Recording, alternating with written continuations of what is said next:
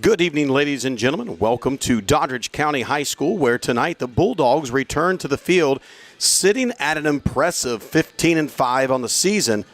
And there's a lot more in line than just another win tonight.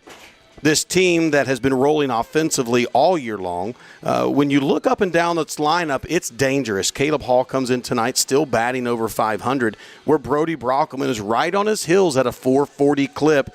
And then Tristan Swiger, not to be denied, at a 430 mark, still in this late part of the season. This is not just a team that can hit. This team can pour it on in a hurry. But tonight, it's more about focus than production. Because while everyone's looking ahead to the LKC Night of Champions later in this week, tonight is a big matchup. Tomorrow is a big matchup, but we cannot get caught looking at tomorrow when the opponents are here today.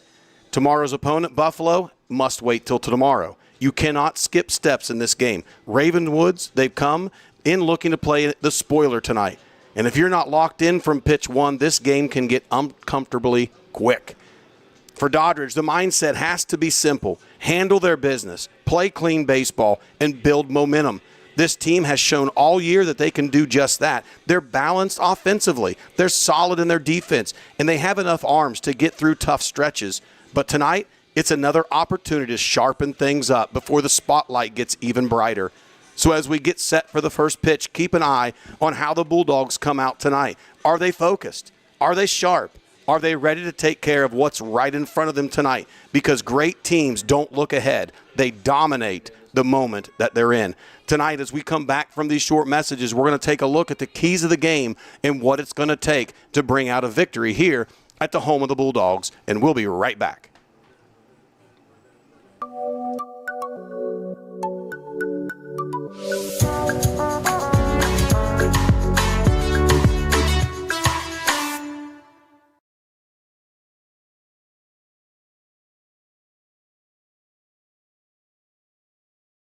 Mission in motion. In Doddridge County schools, our students are becoming future ready, rising up with bright minds and big goals. Together, we are united to make a difference. Welcome back, ladies and gentlemen. We're going to take a look tonight at a couple of keys of the game. You know, when you sit down and you begin to digest the season, we're at a 20-game mark. You start to look at how your team performs day in and day out. Justin, when you look at these things, what do you think is important for us to keep in front of us tonight?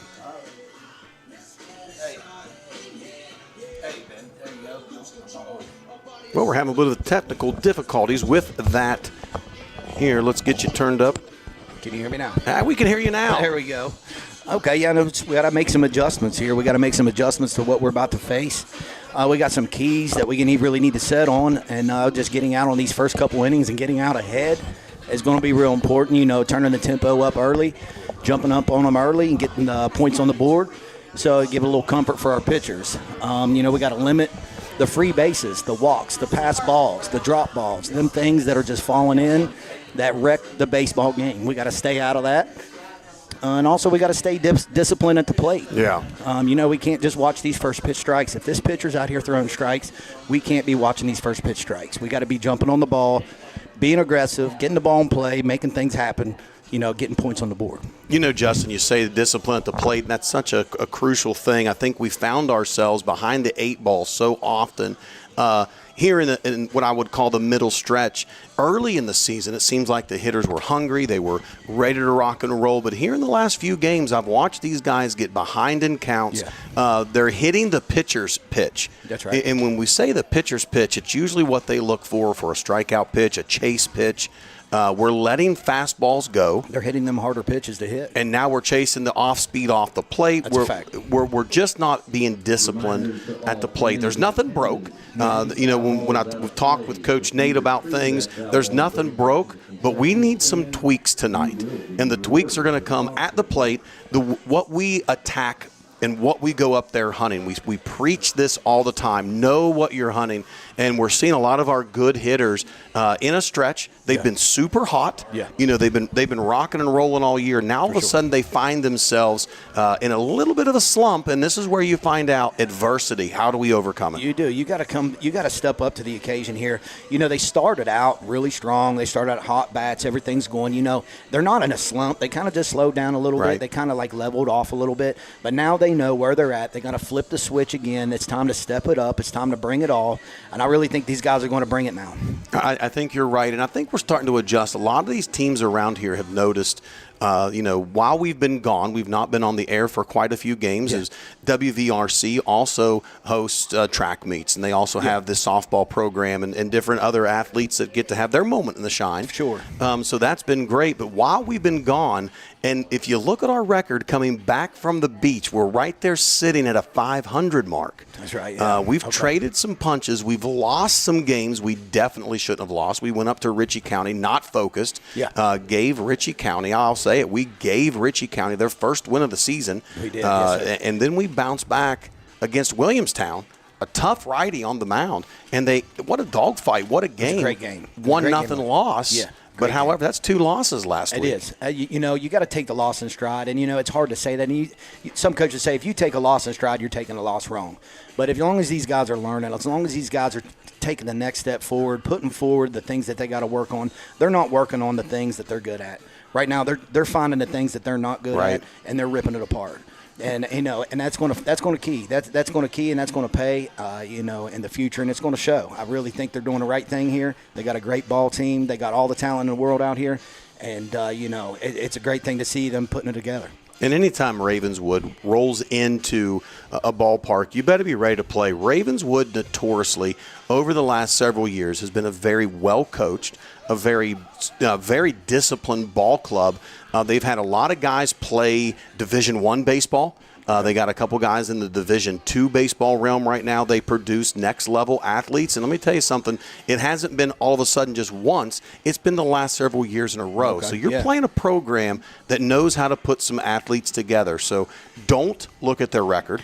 Don't think, we mowed them over last time, so we will again. That's the mindset we got to get out of here. That's what we did up at Ritchie County when we went up to Ritchie County in Pennsboro. I thought we had it. You know, went in there lax, thought we had the game, you know. And it's baseball. You know, the right guys with the right attitude and the wrong guys with the wrong attitude, and things can happen. You know, if you don't come out to play, and you know, with who we have and who we are, they're coming gunning. That's right. There's nobody coming out here with their backup pitcher. They're all coming with their ace. They're all coming to get us, but that's what we want. We want to see their best because we can beat their best. We need to see everybody's best arm, and what coaches are starting to find out, they throw their slow pitchers a lot of times. They do, yeah. We went up and faced a couple teams where they rolled out their freshmen, and we're seeing about 55 to 60 mile an hour, and we pop it up all day long. So we got to start seeing those better arms. We got to stay focused, of course, because when we get in regional play, those things are going to be weeded out. Right. So, ladies and gentlemen, we're going to take a short break as the coaches come to have their meeting of the minds. And when we come back, you're going to see Doddridge County, same kind of color, but a little different uniforms. For tonight is our Military Appreciation Night. And we've already had a great honoring for that. And we're going to do a little bit more of that as we go. We're going to talk about some of these men that have served our country so bravely. So if you're with us and you are a veteran, we thank you. We welcome you here tonight. And if you're coming to the ballpark, I love it. Doddridge County. All food for veterans at the concession stand is free. Okay, all right. Come get some food. That's right. So when we come back, we'll look at what's going on. We'll honor some of these veterans. We're going to have some of our veterans come out here on the field. We'll try to get the camera to where we can see them, and we're going to have one of our active military guys throw out our first pitch. Ladies and gentlemen, we'll be right back.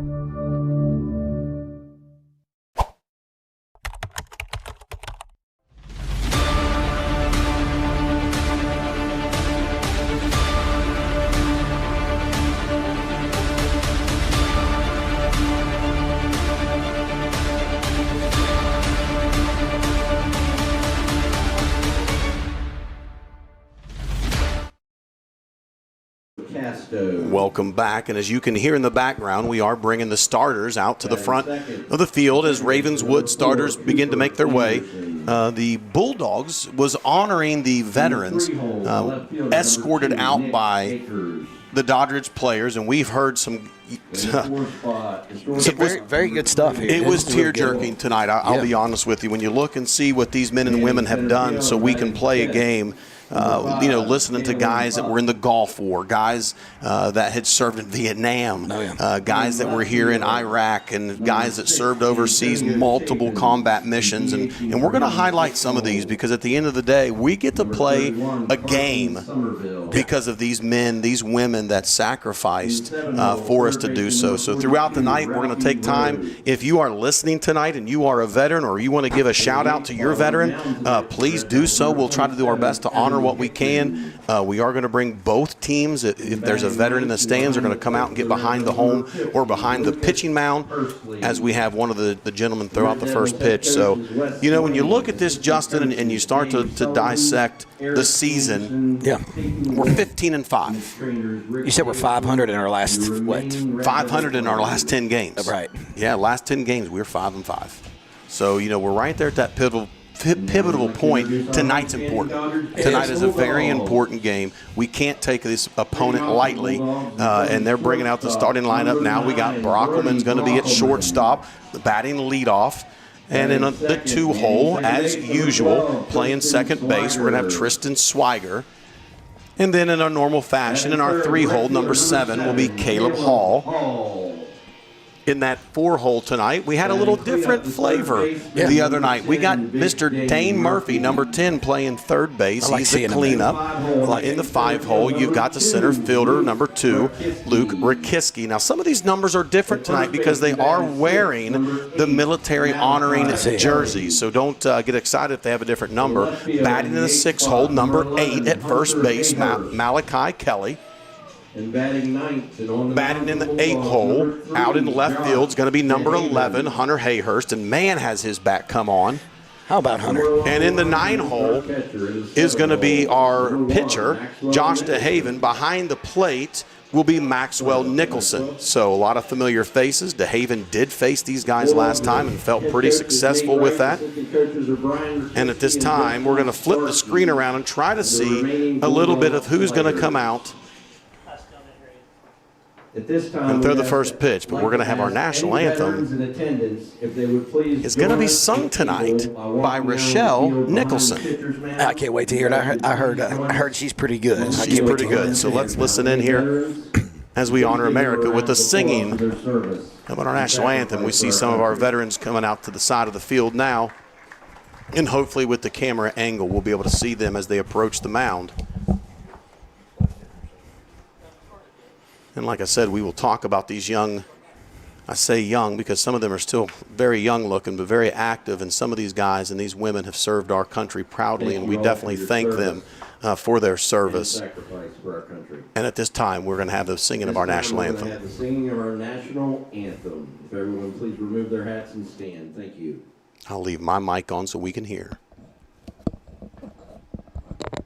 Oh, say, can you see by the dawn's early light what so proudly we hailed at the twilight's last gleaming, whose broad stripes and bright stars through the perilous fight o'er the ramparts we watched were so gallantly streaming, and the rockets' red glare, the bombs bursting in air, gave proof through the night that our flag was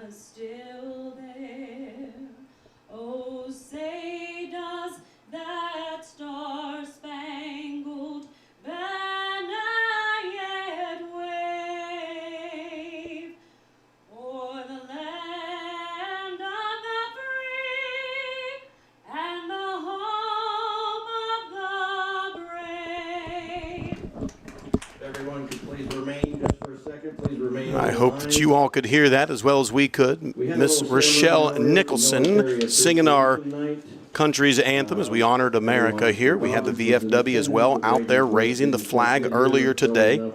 And we have Mr. Linville now coming out to throw out our first pitch, as we'll be able to watch. We're not going to go anywhere. We're going to watch this young man as he throws out the first pitch. We also have Ben Nesselrode, who served in the U.S. Navy from 1993 to 1998. And thank you for your service. Thank you all veterans. And at this time, we'd like to throw out the ceremonial first pitch for our military appreciation. We will snag Mr. Linville's card here in a minute and read off all the things that he has done for our country, because this is a decorated man.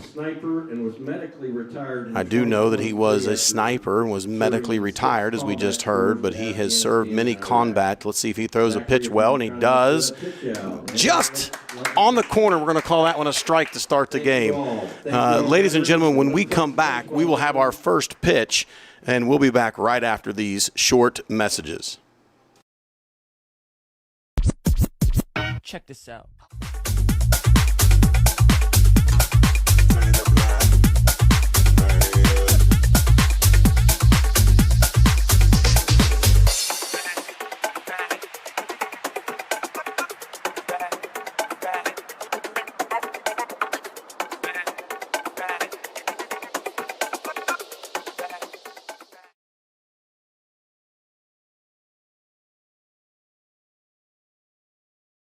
Welcome back, ladies and gentlemen, and we were honored to have Zachary Linville, Master Sergeant, throw out our first pitch. And I'm going to read down through here. He served in the 75th Ranger Regiment, and he served for 10 years as a sniper. I didn't say 10 years in the military, 10 years as a sniper. That's impressive. He was medically retired in 2023. And during his serving, he had 6 combat tours to Afghanistan and Iraq. That's pretty wild. So thank you very much, Mr. Linville, for your service, for allowing us to enjoy the freedoms that we do have. That's what it takes. I hope these young men appreciate that as they are here to play a baseball game. But now let's turn our focus to Mr. DeHaven. Okay. Justin, what do you think about this young man? You know, Josh really came a long way. He's getting some more heat on his fastball. His breaking stuff's working really good. I like seeing him out here. I like seeing him start today because, you know, when Josh Key played basketball when he came in at the beginning of the year, and he was, you know, he didn't get as many practices as the guys in the beginning of the year. So, you know, as he came in, he was a little behind, but now he's catching up. He's getting to that point where, you know, he's filling in where he needs to, and I think he's doing really good on the mound. I like seeing him out there today. I think he's got good stuff. I just like to see him keep prospering and keep climbing like he is. You know, he's one of those pitchers that when he takes the mound, you're not going to see anything overpowering. Right. But what he's going to do is you're going to have to beat him. You can't stand there and watch pitches with him because he lives in the zone. He's got a couple pitches that he can do it with. So as we see Ravenswood comes to the plate, number 13, Joey Casto, he will be the first baseman for the Red Devils. He'll be their leadoff as well. And our first pitch is just moments away in tonight's contest. It's a beautiful evening, a little overcast, about 78, 80 degrees outside. There is absolutely no wind. And here comes the first pitch. It's going to be low for ball 1, so we have 1 ball, no strikes.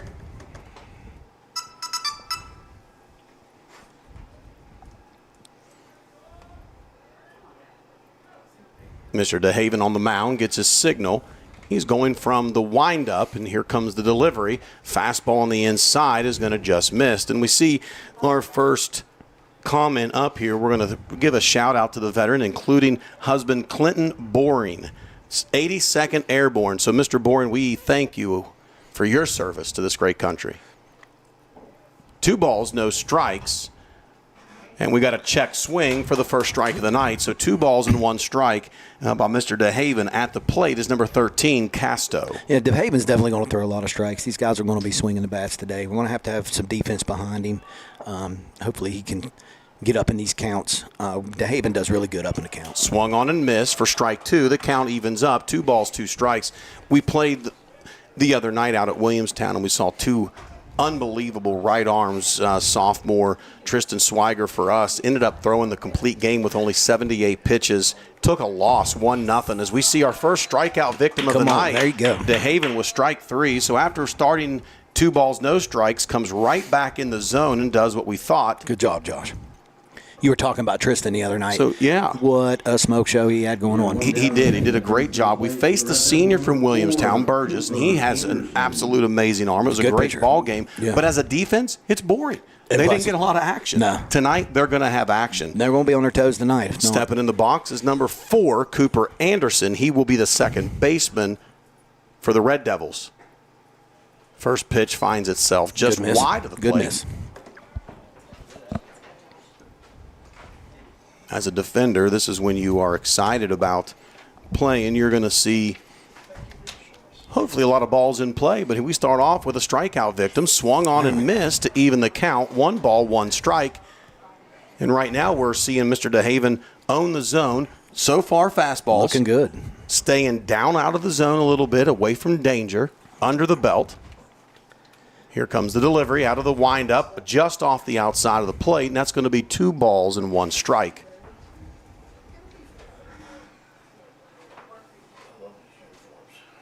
I was just given a paper here that served our country proudly, Miss Beth Dixon from the United States Army. She served 4 years from 97 to 01.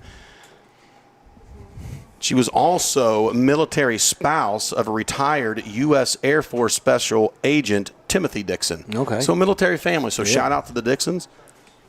And thank you for your service. We have 3 balls, 1 strike. DeHaven settles in out of the windup. And here's the delivery. Fastball right down the middle finds its target. 3 balls, 2 strikes, and we do have 1 out.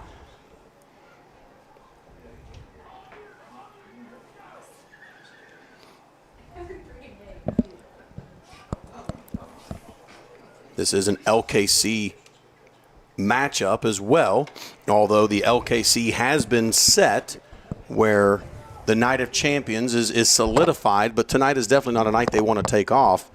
As we see a hit by pitch, number 4 takes his base as it brushes off the jersey of the Red Devils. And number 2, the 3-hole hitter, Nick Akers, steps into the plate, and he is the left fielder for tonight. So we see the first time from the stretch, swung on, popped out of play, and there's going to be our FPS, our first pitch strike, and that's where we got to work from. Yeah, getting up in the count right there is real important. Now the pitcher can work here. He doesn't have to put it right over the middle of the plate. He can work the corners a little bit and make him chase a little bit. You know, we've not seen any other pitch right yet besides the fastball. We've been behind in the counts. Yeah. So here we go. Maybe we see something a little off here. A little slice into the right field. Caught by Hall. Fires back to first base. And we got a double play to end the inning with a line drive to right. Hall fires it to first. Great stretch and scoop by Malachi Kelly. And we're out of the inning. Short pitches. And we'll be right back after these messages.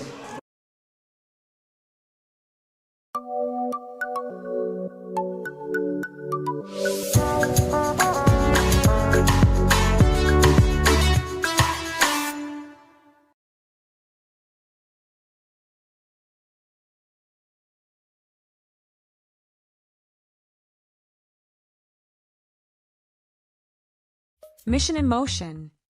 In Doddridge County schools, our students are becoming future ready, rising up with bright minds and big goals. Together, we are united to make a difference. Welcome back, ladies and gentlemen. On the mound tonight is going to be number 27, Evan Hickman. He's going to be the pitcher. Let's go around the horn here for the Red Devils at first base. Let's start with the pitcher, Evan Hickman. Behind the plate is going to be Lucas Pursley. And at first base, we're going to have Joey Casto. Second base is going to be Mr. Cooper Anderson. At shortstop, Brooks Wolf. At third base, Ralphie Rhodes. In left field, Nick Akers. In center field, Caleb Hupp. And they've got 2 left fielders listed, so I'm just going to throw this out there that probably number 6, Antonio Chaffins, is going to be the right fielder, and the DH is Carson Somerville. They had 2 left fielders listed. I don't think they're both going to play there at the same time. I think one's in the other. If I not the would other. say we're going to flip a coin here, moms and dads, so don't hate the messenger here. I do see number 2 is in left field for sure, so we got it right. Number 6 is in right field. Yes, sir. So we see the numbers from here. And starting off for the Doddridge County Bulldogs is going to be the leadoff hitter, which has been all year, Brody Brockham. And Brody has seen success this year from all sides of the field. He is actually leading the team still by 1 in the doubles category. Okay. And he's batting a very impressive 440 thus far in the season. Brody's done amazing. This is my first year being around Brody, and I was kind of skeptical of seeing Brody where he was at. But, watching him perform on the field is just amazing to see. His performance on the field, his at-bats are just – he's always on base. He's always getting around the bases. Yeah. He's just doing his job. And that's just a fact. And as long as that leadoff, that 1 and 2 guy are doing their jobs, you're going to be scoring runs. That's right. He's a guy that consecutively gets on base, very consistent. And that's what you look for in a leadoff. When I look at a leadoff hitter, I say, number 1, can he handle the pressure to start us? Number 2, is he going to be able to see pitches? Yeah. Can he hit good when he's down in a count? Is he going to be able to be fast on the bases? And Brody checks every box. Oh, yeah. He's got the fast bat speed. He gets the bat to the ball quick.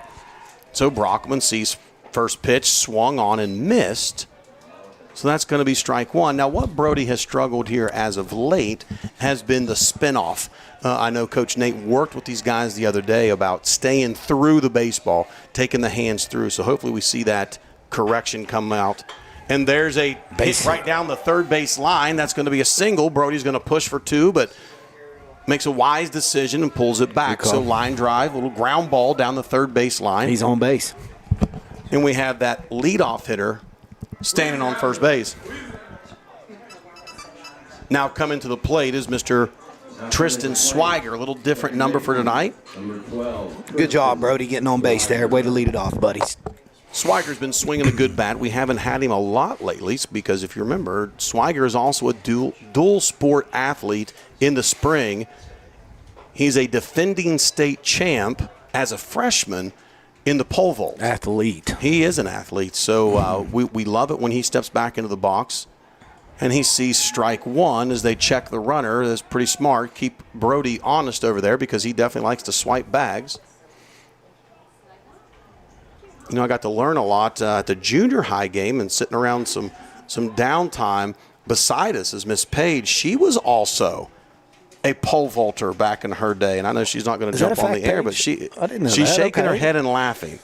So Paige was also a pole vaulter back in the day. So maybe we'll get her on the air to give us some ins and outs of success of pole vaulting. I'd like to hear it. Swung on and hit to the center field. He's going to camp under it. Brody was stealing, so he's going to make his way back to first base. And we have our first recorded out for the Bulldogs.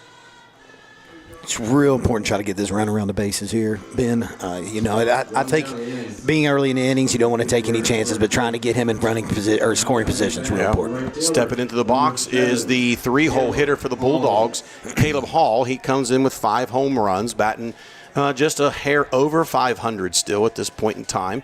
He settles into the box, and I bet we see some movement pretty quick here from Brody. Yeah.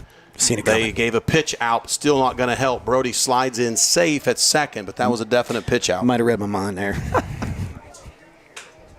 No, good. I think he was stealing on the fly out too. Yeah. Oh, he was. Yeah, he was going. So we've got 1 ball, no strikes. Hall from the left side settles into the box, sees the pitch outside for ball 2. Now, what we've seen very early in this contest is the umpire has yet to give the outside corner. I haven't seen it. He hasn't given it yet. So we sit right on top of it. So it's a good view from here. He's going to be a little tighter than we've seen the last few games. So swung on, popped up, shallow left field. Left fielder comes in, gets under it, and records out number 2. And this is where the Bulldogs have struggled. We have seen batting averages dropping by 50 to 75 points really per athlete. We've popped up a lot of these guys. We have not stayed through the baseball like we had earlier in the season, and that's why we're 5-5 in the last 10 games. Yeah, it's got to definitely turn around here. I'm seeing some pop-ups right now. They're just getting underneath the baseball, maybe trying to swing a little hard on it. they need to level it out. They need to get on the top of the ball and start leveling the ball. There's a nice rip. Good hit.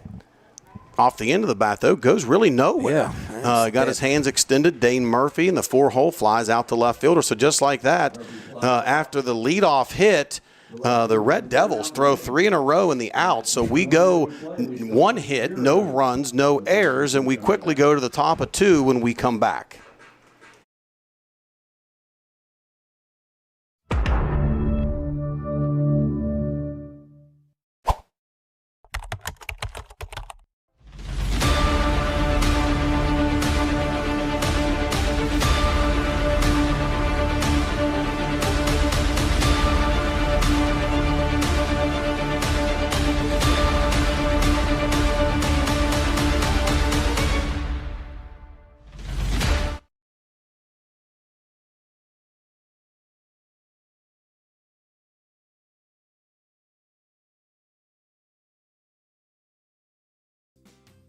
Bulldog Station in Doddridge County Sports is a winning combination. For all your pizzas, subs, and salads, call Bulldog Station at 304-666-1364. Open Monday 10 a.m. to 4 p.m., Tuesday and Wednesday 10 a.m. to 6 p.m., Thursday and Friday 10 a.m. to 7 p.m., and Saturdays 4 p.m. to 7 p.m. Bulldog Station located at 323 West Main Street, West Union, West Virginia. Let's go Bulldogs.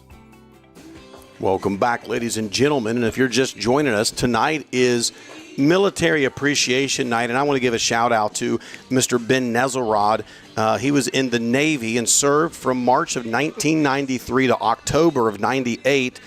He did serve in the Persia Gulf and the Navy Achievement Medal Award. Another one of our young men is Joseph Clarkson. He served in the Air Force from 2008 to 2020, so proudly served our country for 12 years. And then we look at Gunnery Sergeant Jack Jones.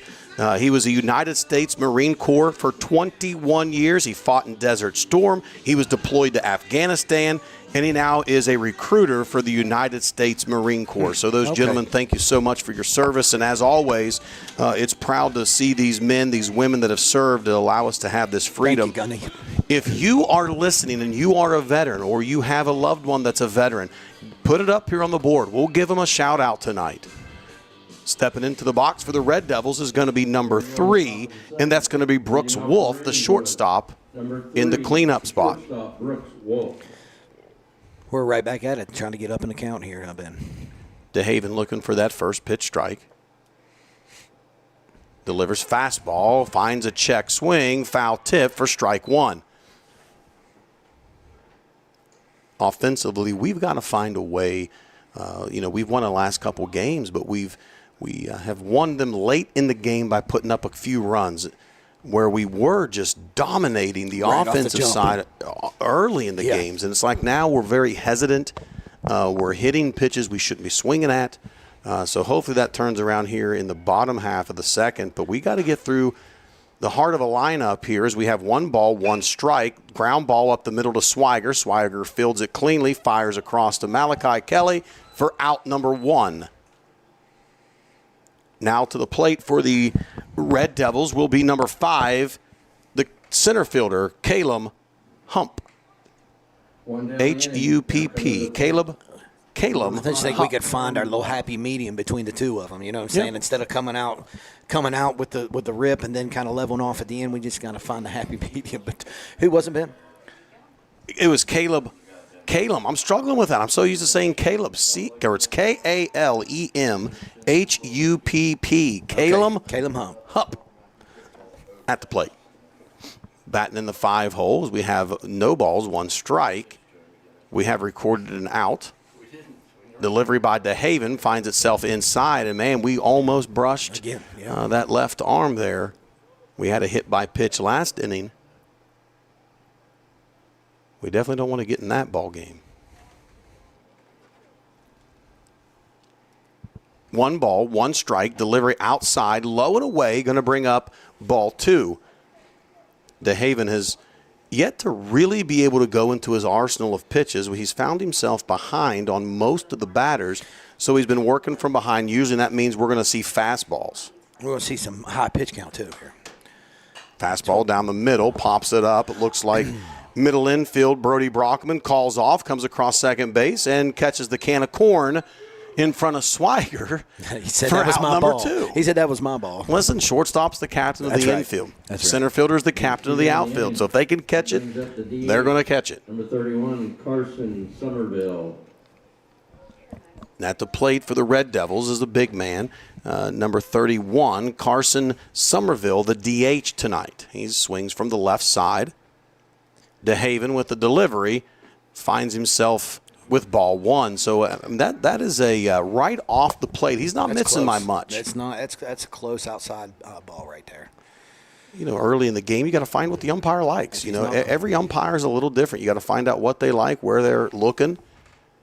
An attack there. Swung on and missed by a fastball. Same place. Evens up the count. 1-1.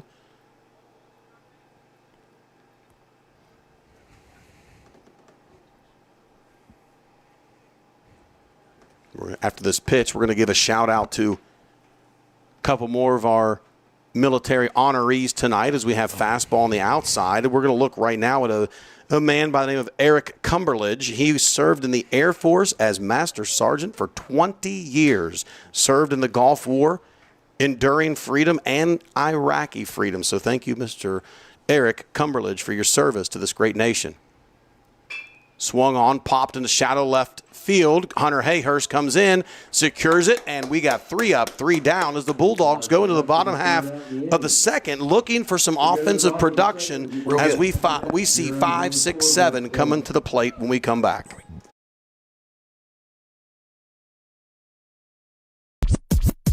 Check this out.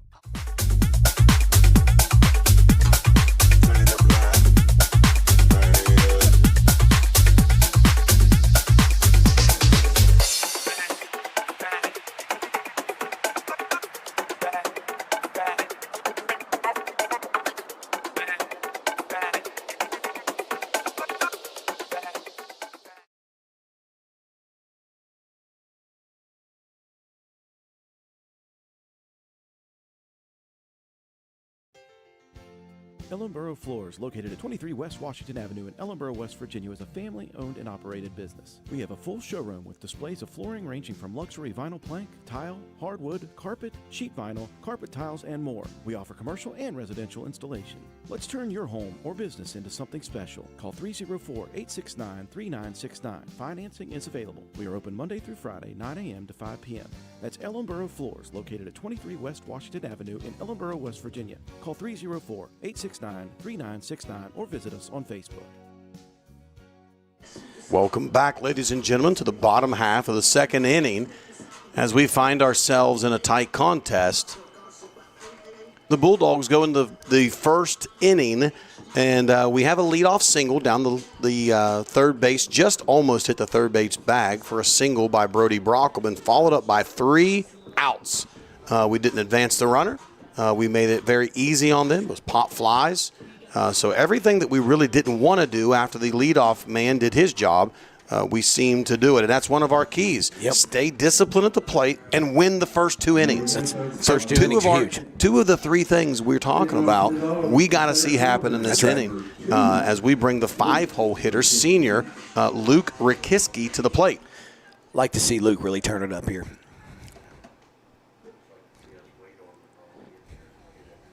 On the mound for the Red Devils is Evan Hickman as he goes from the stretch, fires fastball right down the middle for strike 1.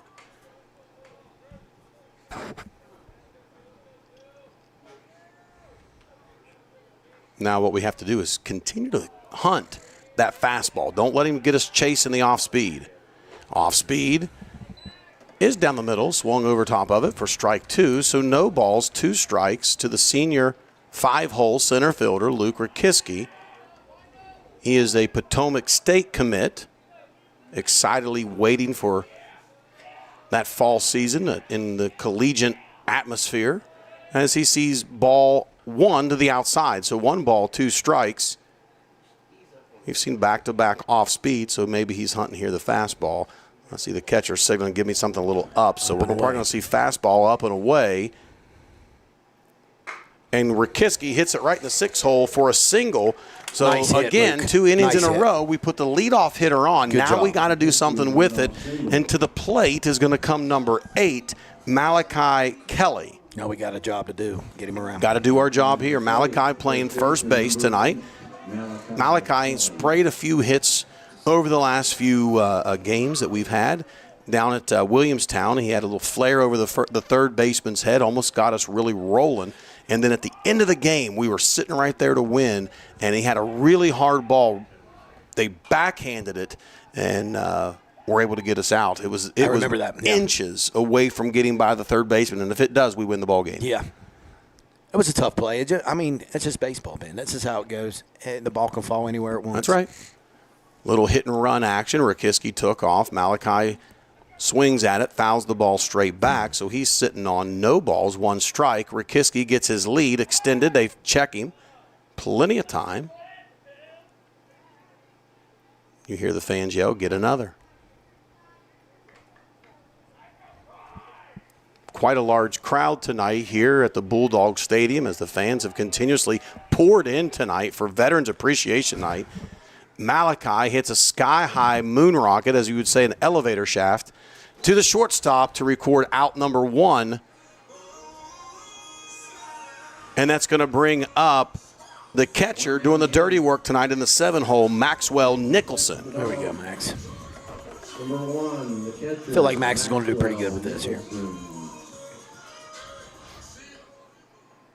2 of the 3 keys tonight was win the first 2 innings. Second one was make sure we're disciplined at the plate. I still feel like we're not hitting our pitches. We're not. We're every time we put bat on the ball, we're down strikes in a count. Yep. So here we have a 0-0 count. He's checked over to Rakiski as he has a pretty decent lead. Luke takes off speed, bobbled by the catcher, and Luke is going to find himself safe at second base. So we got a runner in scoring position for the first time tonight. It's early in the evening. Game was pushed back a little bit. Ravenswood struggled to find a bus, which actually kind of makes it nicer. Yeah, it does. You got a great evening. People are here at the ballpark getting off work, going to come down and enjoy a hot dog. Yeah, it's real nice. They're feeding all the veterans down here. Veterans eat free That's great. at the That's a good Doddridge thing. County Ballpark tonight. Yeah. If you're a veteran, come on down. We have 1 ball, 1 strike, 1 out. Rakiski is at second base in scoring position. Nicholson swung on and hit just over the reaching glove of the third baseman. Gonna make the turn. And they're going to push Luke to home. There he Fire goes. from the left fielder off target. And we're standing on Maxwell still running. He is standing Stand on up. third Come on. base. So a single. Nice hit, Max. Advances by the throw to second and then reaches third on the throwing error. If you're going to score this, you're going to have a single by the hitter, advances to second on the throw, reaches third by a throwing error on the left fielder. So 2 errors on that. We have now not 2 errors, 1 error. He advanced to second on the throw, which is okay. Yeah. So now we have now accomplished one of our top things, win the first 2 innings, and I think there's more in the tank. Hunter Hayhurst steps to the plate. He's been hot as of late. Fastball off the corner. Yeah, he's not calling it. 1 ball, no strikes. And these guys got to realize he's not giving outside. I can appreciate consistency. As a pitcher myself, That's I right. can appreciate consistency. You got to adjust to what the umpire's calling. There's nothing wrong with that. He's consistent. Off speed, off the plate.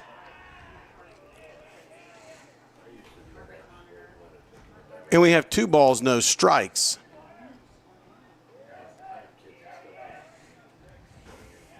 We have a couple. Mr. Orrin Nicholson, Army E4 from 1963 to 1965. Followed up by Dave Richards as an E5 sergeant in the Army Reserves from 1981 to 1989. Thank you, gentlemen. Thank you, Dave. For your service as we look on here. 3 balls, no strikes, and I like to see a better approach when you have a 3-0. Take a hard take, get ready for it, fastball down the middle. Now if he pumps the next one, we're jumping all over it. 3 balls, 1 strike. Hayhurst has had an electric bat He came in Wahama and had just some great hits. I like to hear that about Hunter. Hunter's really growing through the season. Probably one of the most that has grown through the season.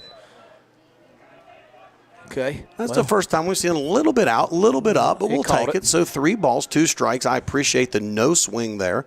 Know what you're looking for. We see our first full count of the evening. He hugged up on the count there, on the plate there to get that outside pitch that he just called. So here we go.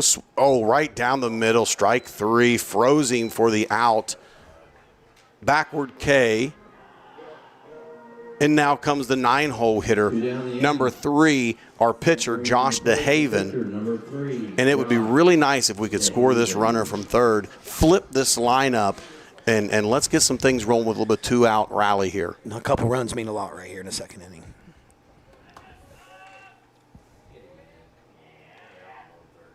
Fastball outside, not going to go. That's going to be ball 1. Hickman throwing well.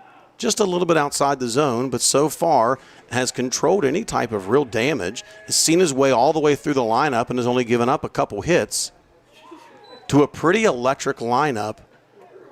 And he's looking over at his coach saying, where are those pitches? It's off the plate, buddy. It's off the plate. It's not off by much, but it's off the plate. It is. He's just not calling a lot of umpires give that, but just not tonight. 2 balls, no strikes. Fastball right down the middle for strike 1. 2 balls, 1 strike.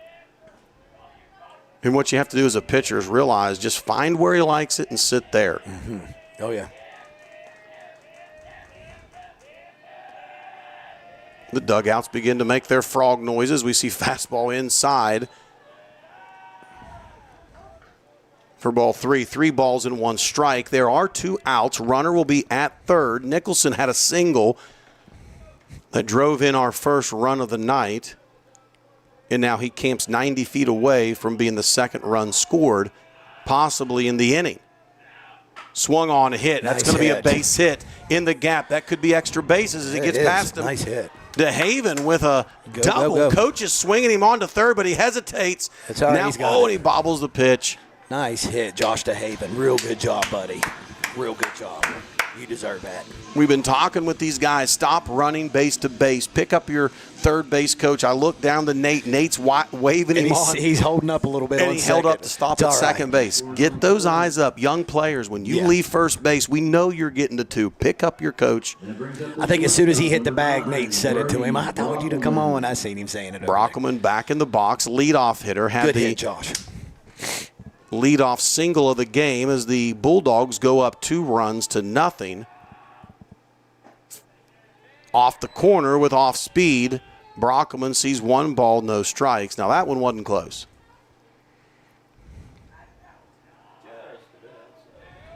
DeHaven on third base. It will go down in the books as a triple. Here comes the pitch to Brockelman inside, and it's a no-go by the umpire as well. 2 balls, no strikes, as a little bit of frustration begins to set in. So we're talking about the emotions that Brody has in the box, how he's really calm and how important it is to not show those emotions to the umpires and to the other team and even to your own team, So here's a case where these guys aren't really agreeing with the umpire with some calls. You can't show that emotion. You can't show that you are disagreeing with it, not this early in the game. He's consistent. The Blues consistent, though. I will say that. He's been consistent both sides, so it is a tight zone, but it's the correct zone. If you look at it, get your measuring tape out, folks. It's 17 inches across that plate. It's never been changed. Brockelman steps on the line here. 2 balls, 1 strike, 2 outs. Pitch finds itself just off the corner for 3 balls and 1 strike, low and away. Brockelman on a 3-1 count. Now, he might be a leadoff hitter, but as I said earlier in the game, he leads in doubles. The young man does have pop in there, and we're waiting for one of these to finally leave out of this park. Fastball low in the zone, but it is a strike, so we got a full count. 3 balls, 2 strikes, 2 outs. Doddridge has scored 2 runs thus far. Brockelman settles back in.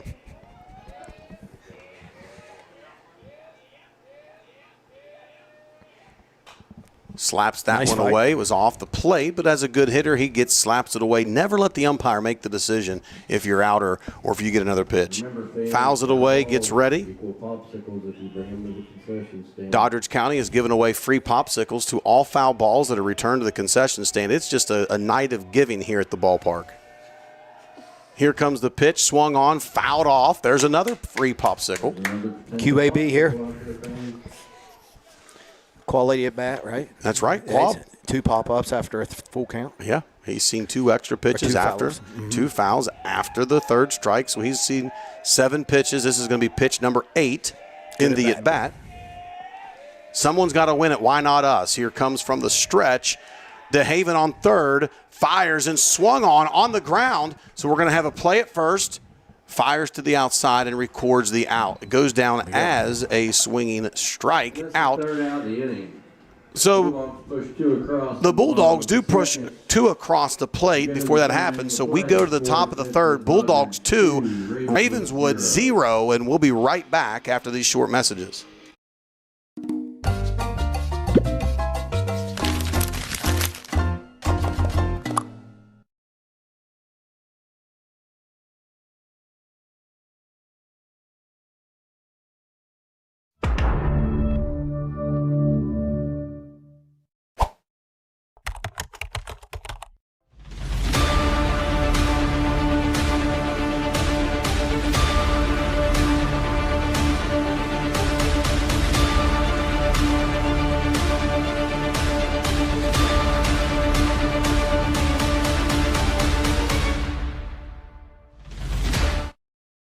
Welcome back to the ballpark as we have a little bit of a dogfight here. We've got a 2-run ball game going into the top of the third.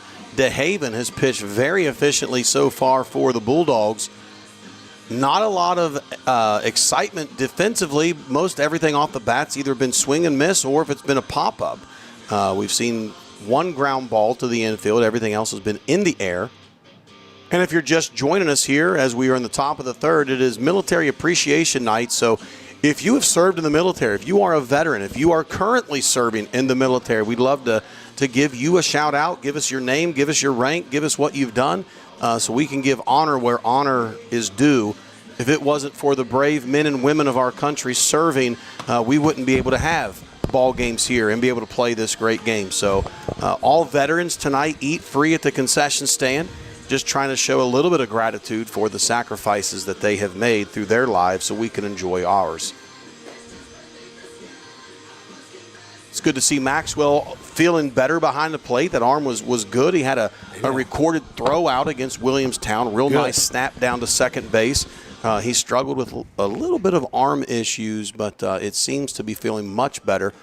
Through that stint, we've seen a couple other guys jump in and fill that role at catcher. Yeah. Justin, how crucial is it as a pitcher to have a catcher that you're in sync with? It is as crucial as anything on the baseball field to have a solid catcher. And I mean, if you don't have a solid catcher and the catcher isn't doing his job, there's no sense in anybody doing their job. So, yeah, and them guys know that. These guys that have been catching, Maxwell Nicholson's doing an absolute great job back there, especially for going through an injury. They got also Dane Murphy that's backing him up right now. 2 really quality catchers that I have no problem with either of them being back there. I really like seeing them both back there. But Maxwell Nicholson, they coming through with the hit, advancing the runners, bringing the runner in like he did. He's just pulling the tricks like that. Yeah. He deserves to be where he's at. 1-1 the count as we see number 42, Ralphie Rhodes, the third baseman, step into the box. It's his first at-bat of the night. The Bulldogs have gotten through their lineup, and Ravenswood is still fighting to see if they can turn it over as we have a flare to the second baseman, and there is Mr. Swiger to record out number 1. At the plate, coming for the Red Devils, will be number 27, Evan Hickman. This is the pitcher, so whenever you pitch, you struggle sometimes to hit. Your mind is focused on your job, so that's why we see a lot of DHs happen for the pitcher. But tonight, the pitcher is going to hit for himself. Well, that's good. Little dual athlete here. You know, sometimes it's good to keep that mindset and keep that focus and just on the mound. for some pitchers. Some pitchers can do both. Ground ball to the shortstop. Brockman takes prep step, fires across, and gets him by a half a step. I'll tell you what, the pitcher's got some wheels. Flying. That was a really good job. Nice, smooth defensive play, but great hustle up the line. And right behind him was Maxwell. It was like a dog race up to first base. You know, it's always good to see that catcher trying to outrun the batter getting up the line. I always love seeing that. Now we have at the plate number 50, Lucas Pursley. He is the catcher tonight. He steps into the box for his first at bat. DeHaven, with 2 outs behind him, delivers the first pitch, and we have a swinging strike 1 off the outside corner. You know, Josh DeHaven throwing strikes here, coming in the 3rd inning, looking pretty good. You know, he knows his role. You know, a lot of guys, they step in, and if they're not that number 1, number 2 pitcher, they think they have to fight for it. DeHaven knows his role. Flare to right field, standing underneath of it's going to be number 7, Caleb Hall. Records out number 3, and we go to the bottom half of the 3rd inning. Bulldogs with 2. The Red Devils still with a goose egg on the board like we like it, and we'll be right back after these short messages. Check this out.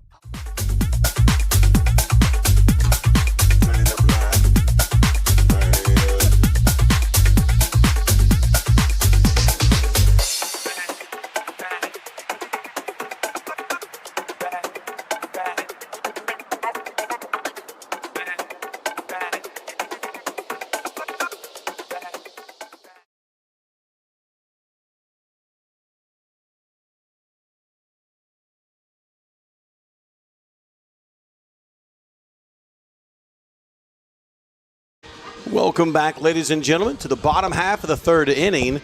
Tristan Swiger comes to the plate, playing second base tonight. Has had a couple plays so far, and we're still going to see the same young man on the mound, Evan Hickman. What we have found out about that guy, he can run a little bit. Swiger steps into the box in this inning, 0 for 1 so far today, but he's still batting over .430 midway through this season. We've seen 20 games so far. We're starting to see some things shape up. The Bulldogs took a little drop in the polls. They lost a few games. What hurt them big time was the Ritchie County loss. They lost 1-0 against Williamstown. To me, that's not a bad loss. That's a good loss. I would rather lose 1-0 against a real arm than to 15-run some team in 3 innings and you didn't get any better. We got to get ready. Ritchie County hurt us. Ritchie County was a hurt. But when you have a rival game, I'm not knocking Ritchie. What I'm saying is when you have a rival game, you can't look past anybody. Yeah. They're just hungry. I mean, when you think about what dog's gonna win, it's the dog you feed. That's right. You know, yeah. And they were hungry. They wanted it more than we did. So you could see it. They did. Nothing against them. They came out to play ball. It's baseball. And if you come out to play a little harder than the next guy, you got a chance of winning. That's just all there is to it. But like I was saying earlier, Ben, being where we are and who we are, every single team we play is come a gunning. Oh, they are. They are. And that's where if we slip up or we're lax or we have any kind of low tempo, it's going to show. And, we're going to get a big, shot in the arm here, per se, when in next week, I believe it's even this Friday, the eligibility of a returning 3-year starter, Caleb Sutton, back to the team. The young man has been out here. He's running track. He's playing baseball. I think Friday he's going to be away at a track meet, running some events, some long jumps, some distance stuff. But he's also chucks at 83, 85 off the mound. Yeah. He's an athlete that can play everywhere. He's been an all-conference player, just a powerhouse for the Bulldogs over the years. So excited to see that young man back in action. So excited for him as we see ball 1 to Swiger. So 1 ball, no strikes. You don't want to say too much about Caleb Sutton, but what an addition to the family. Yeah, anytime that you can get a player that's been a 3-year starter for you back as a senior, it's a good thing for him. I mean, at the end of the day, it's a game. Swung on, popped up to the right side by Swiger. Could be a little trouble. Second baseman comes over, makes the catch. And this is where the Bulldogs, we have done this. We saw a little bit of better at bats that last inning, but over the last 10 games, this has been the Achilles heel. We have popped the ball up way too much to be winning baseball games. So since you said the overextension on the ball, I'm kind of watching their hands get out away from their body a little bit. Now that you're saying that, even with that last at bat, I seen it. We're getting disconnected in the swing. Hall steps into the plate, the right fielder, senior, and he lays down a bunt for a hit. That's going to be right on the line, rolls foul. Good idea. Third baseman was playing back deep, and he said, you know what, I don't just hit home runs, I can also run a little bit. So we have no balls, 1 strike, 1 out. The 3-hole hitter, number 7, Caleb Hall, in the plate. Charleston commit. He's still batting right there at that 500 mark. Hopefully see you get a little electric going for the team here.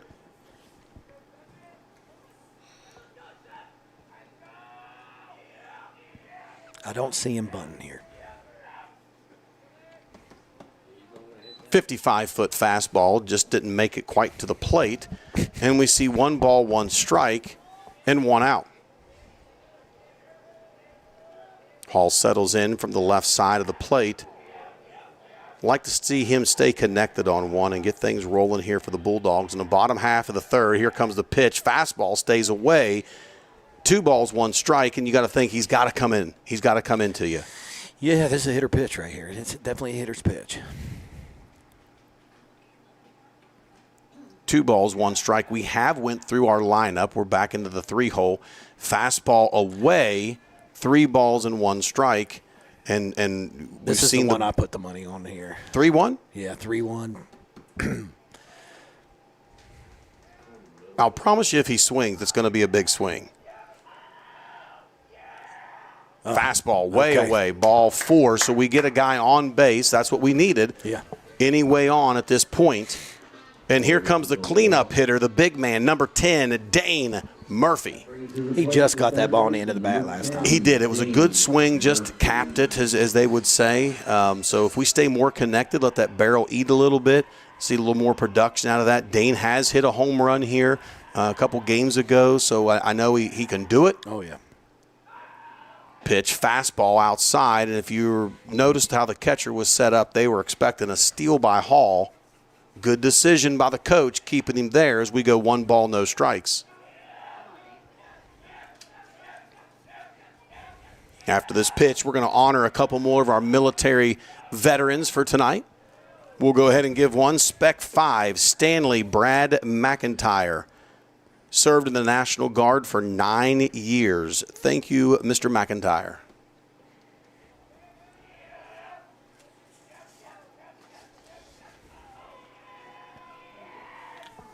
Hickman looks on, fires back across. They're really thinking that Hall's going to steal, probably right. Trying to keep him honest, but I wouldn't be surprised if we have a hit and run on here either. Yeah, you can guarantee one thing. We get somebody on the bases, we're trying to get them around. That's big lead by Hall. Swung on and missed by Dane. Fires right back to the catcher. So foul ball evens up the count, 1 ball, 1 strike. And we'll take a moment. Sergeant Mark Wagaman was the United States Marine Corps from 2007 to 2018. He served in Afghanistan. He served in multiple combat missions. And he's currently serving as a deputy U.S. Marshal. Oh, yeah. So he's a guy that's not retired from what we would call service. Our next guy, Michael L. Weekly, United States Marine Corps for 4 years.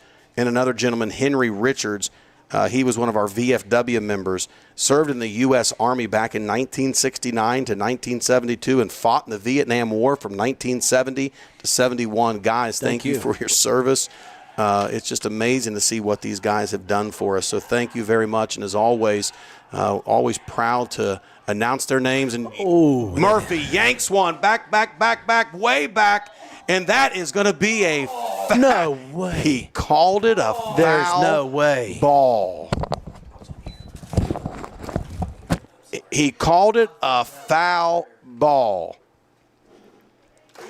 I think he's the only one in the stands that saw that. That ball was ripped down to 325 line.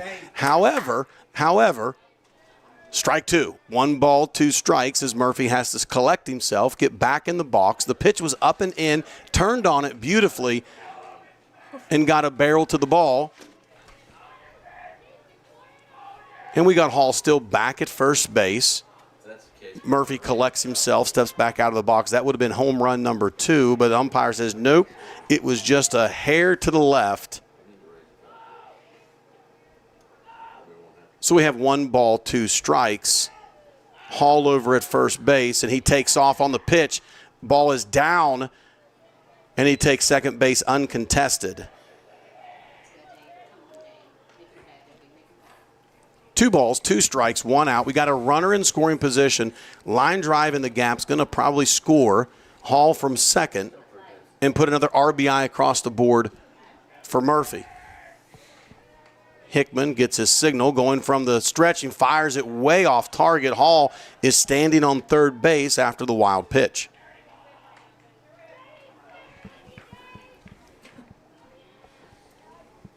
You know, it's hard to do sometimes, man. If you let the pitcher throw some pitches, you let things happen.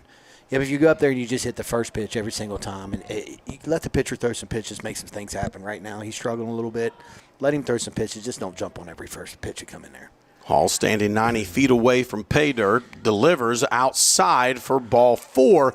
So instead of a home run, Murphy takes his walk in style and fashion with a ball about 2 inches off the outside corner. But I will tell you, Blue's been consistent with that. He has not given the outside corner or the inside corner at all tonight. And that's fine. And that's fine. It is.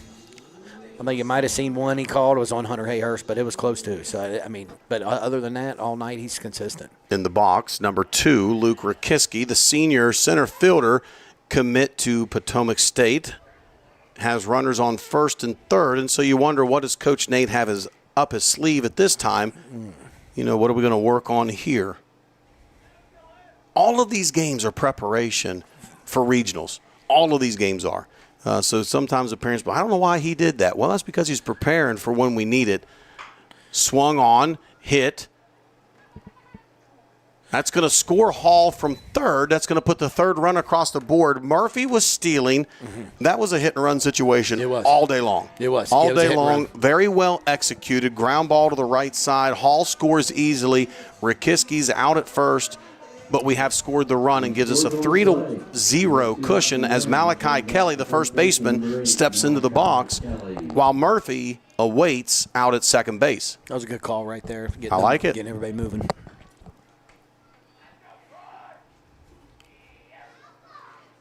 Malachi 0 for 1 tonight. Fastball into the other batter's box for ball number 1. Malachi is one of those guys we've seen him have a lot of base hits. He's got a couple extra base hits, but there's more power in that bat. There definitely is. It's going to break loose, and I hope it breaks loose during the tournament. But it's going to break loose eventually. Fastball inside, no. Brings up 2 balls and no strikes. You know, Malachi's not against turning on that inside pitch either. Nope. Malachi's a seasoned player. He knows what he's looking for. He knows what he's hunting. And he very rarely do we see him get stunned by a bad pitch. There's fastball, just about an inch or 2 back inside. So that's a good pitch, right on the corner. 2 balls, 1 strike, but really not what he's looking for right here. That's not his pitch. He's going to have to open up right here a little bit. He likes to crowd that line just a hair. 2 balls, 1 strike, 2 outs. Murphy at second. Off-speed pitch, hit to the left side. Third baseman fields it cleanly, makes a strike across the diamond. And we have the third out recorded, but not before we push 1 across. The Bulldogs go to the top of the 4th with a score of 3. The Red Devils of Ravenswood 0, and we'll be right back.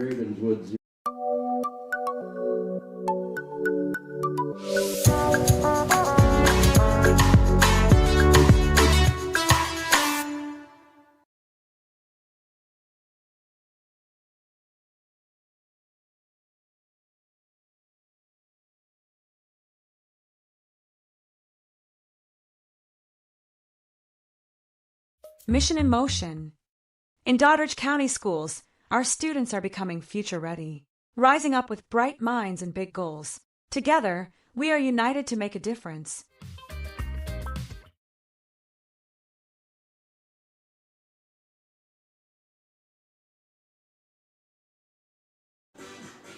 Welcome back to the bottom or the top of the fourth. And let's take this moment to honor a few more of our veterans. We have Dave Richards in the U.S. Army from 1986 to 2010. He served in Iraqi freedom, enduring freedom in 2003 and 2004. We also have VFW member Roger Friend in the U.S. Army from 1964 to 1967. He fought proudly at Vietnam in 1965 and 66. The caller up here, if you come into a ball game and you hear the voice of the Bulldogs over the loudspeaker, that is our own Russ Colley. He served in the U.S. Air Force from 1987 to 1994. He served active duty Air Force during Operation Desert Storm. We also have Mr. Michael Ute, served in the U.S. Navy from 1981 to 1987. So thank you to our military men, our military women, for all that you have done and continue to do for us. It's a legacy. It is an honor. These young men, hopefully tonight, has seen these men and these women take the field and give them the honor that is due. So thank you so much. And if you are here, our veterans, our military, are eating free tonight out of the concession stand. So if you're close to the Bulldog Nation, come on down, get a hot dog on the Bulldogs, get a little nachos and cheese, whatever it might be that you want, and it is on us as a small token to say thank you for what you have done. So here we are, top of the fourth. DeHaven still on the mound, pitching well. He goes from the windup. Here's the pitch just outside, clear to the backstop. At the plate will be number 13. Now, this is going to be the leadoff. So here we are, top of the fourth, and we're just now seeing the top half of the lineup being the second time at bat. So we got Joey Casto, the first baseman, at the plate at this time. I'm going to kind of look here and see what DeHaven's pitch count is. Swung on and missed. Was a fastball low for strike one. So 1 ball, 1 strike. DeHaven looks on here to the leadoff hitter. If he's in leadoff, he's going to be a guy that can handle his bat. He's going to be a guy that has good pitch selection. Swung on and missed. Nice location by DeHaven, doing his job as he gets ahead in the count. 1 ball, 2 strikes. So where are we at on pitch count? It looks like Josh is at 33 pitches and wow, coming into 4 innings. Yeah, excellent. So really, clear really through 3 at 30 pitches because he's already thrown 3 here. Okay. Finished his third inning with 30 pitches. Tapped. Oh. Tapped for a strike. That almost could have been a playable ball, but right back to Maxwell. Up in the count. 1 ball, 2 strikes on the leadoff. Casto. DeHaven delivers. Swung on, hit hard to the left field. That's going to be up in the air, but Hunter Hayhurst is there and collects the first out of the inning for the Bulldogs. Good job, Hunter. First out in the inning. That's another one, Hunter Hayhurst. I'm telling you. Amazing how he's grown and how he's done this year. You know, for his age, by the next 2 years, he is really going to have something going on here. He's a low 8s pitcher, sophomore. That's 6'3", strong as an ox. I look forward to watching him grow over the next few years. For the Red Devils, number 4, Cooper Anderson, the second baseman, steps in the 2-hole position. This will be his second at bat. Fastball finds its way to a ball low and inside. 1 ball, no strikes, 1 out. And a name that we've not said yet tonight is Evan Kelly. Evan is on deck as the relief pitcher tonight. Yeah. Oh, yeah. So lefty junior that has done a fantastic job throughout the year, knowing his role, playing it well. But I'll tell you what, he has swung the bat at Williamstown at Wahama. Came alive at the plate, went 3 for 3 and had a double. Okay, and really was close to having a triple. So Kelly swung the bat really well down there, but his role tonight is he's the relief pitcher. I believe he hit the ball at Williamstown too. He did. He had good at bats. He didn't have a hit, but he had really good at bats at Williamstown. So all right. 2 balls, no strikes, and that takes it right off the thigh of the second baseman, number 4, Anderson, and that puts a runner on board with 1 out. The 3-hole hitter comes to the plate, number 2, Nick Akers, the left fielder. The left fielder, number 2, Nick Akers. So we have a runner on first. Akers settles into the box, awaiting the pitch from the senior DeHaven. Fastball up and out. 1 ball, no strike. Runner is at first after he took a fastball to the thigh. I will tell you, it didn't slow him down any.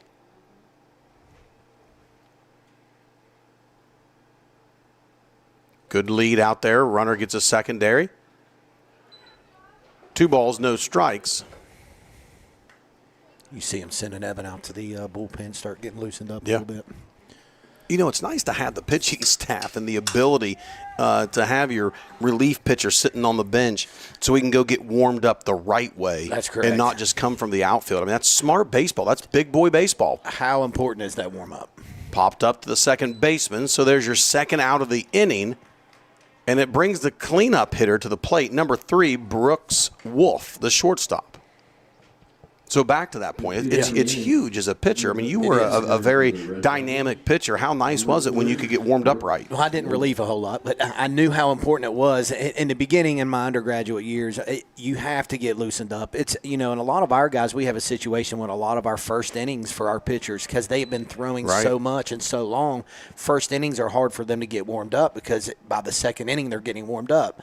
Now these guys are starting to get more loose in these bullpens. Yeah. We struggle with that first inning in pitching, and that's because we're not getting loosed up. No balls, 1 strike. Check swing, see what he calls. He calls it a ball, so we have 1 ball, 1 strike, and we even asked the umpire in the midfield what he thought. He said, nope, no swing, so we have 1 ball, 1 strike. With 2 outs. Runner is at first. He got there by way of a fastball to the thigh. I'm shocked we've not seen him go yet. Trying to push some kind of momentum. There's a line drive in the right field. Hall right in the position. Never takes a step and records out number 3. So we have, going into the bottom half of the 4th inning, a quiet 3-0 lead. And we'll see if these Bulldogs can get the bats fired up when we come back.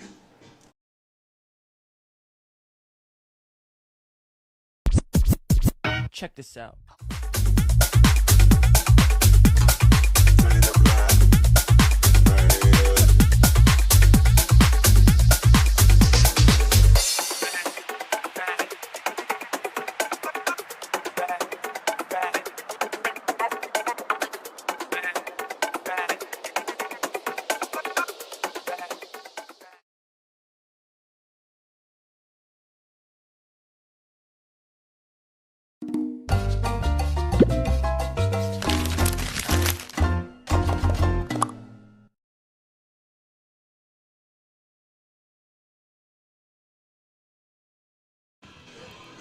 Welcome back to the bottom half of the 4th inning, where we're going to see Maxwell Nicholson, the catcher, lead off this bottom half of the 4th. And I will tell you, you can't sing the praises enough of Josh DeHaven. Coach, where is he at? He finished 4 complete innings. He's only given up 1 or 2 hits. Where is he at pitch count? Right now we're at 44 pitches for Josh DeHaven. That is excellent after 4 innings. That's less than 11 pitches an inning. You can't ask for any better than that. You know, he comes in as a senior, and we talked about knowing that role, knowing that, hey, in a big game, we're probably not going to see DeHaven on the mound. But guess what? There's a lot of these games that we need an inning during one of those games. Oh, yeah. You know, Sure. and we got to win these games too. And we've been able to go to DeHaven all year long, and all year long he has been consistent on the mound. He's gonna throw strikes. He's gonna and if you're gonna beat him, you got to hit the ball, because he is going to put the ball in the zone, and that's proof of it. 43 pitches through 4 innings. That's amazing. That's amazing. 44 pitches. 44 innings. Yep, so 11 pitches an inning. Yeah. Nicholson settles into the box, the catcher for tonight. If you remember, he had this hard single to push across the first run of the game. Ended up getting the second on a throw, then by a bad throw found himself at third base. Swung on, popped up, just out of play and out of reach of the catcher, so he lives to see another day. Good hustle by the catcher there. Just need to get his back turned to the fence. What does Nicholson have on his neck? Looks like he's got like some K-tape. Maybe he's got a, I think it's a temporary tattoo. Oh, okay, I got you. Well, gangster symbol. Here we go. Number 1 jumps in the box. I looked down. I thought, what in the world is on his neck? No balls, one strike. Sees off speed, hits the barrel on it, right to the left fielder. Swung on and Nice struck swing. well. But that's going to be the first out of the inning, and to the plate comes none other than number 11, Hunter Hayhurst. Brings to the plate the left fielder, number 11, Hunter Hayhurst.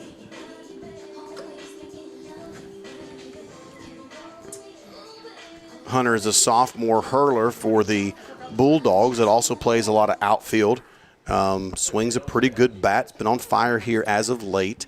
Hunter also has a younger brother down on the junior high team that's, Hunter's 6'3". His brother's in 7th grade and already 6'3", 6'4". Nice hit, Hunter. There's a base hit in the 6 hole. As we're giving a shout out to his brother, older brother says, wait a minute, what about me? I can't wait to see his younger brother. He's a pitcher. He plays some shortstop. He's an athlete. As a 7th grade kid, he's 6'3", 6'4". So there's only up to go. Ton of leverage in there. We just got to get it out of him. I can't wait. Hunter leads off there, or not leads off, but gets as the 2 hole in that inning and finds himself with a hard ground ball for a single, and that's going to bring DeHaven, the 9-hole hitter, to the plate, trying to roll this thing over without another out. Josh with a real nice hit last time.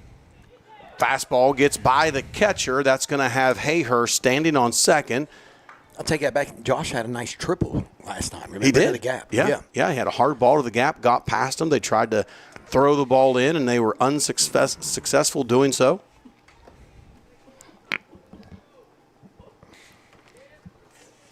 We have the infamous Dee Dee up here in the box with us tonight. She's offering free massages. I just heard a voice say she is offering free massages, and here she is now. Here, I'll take over the mic.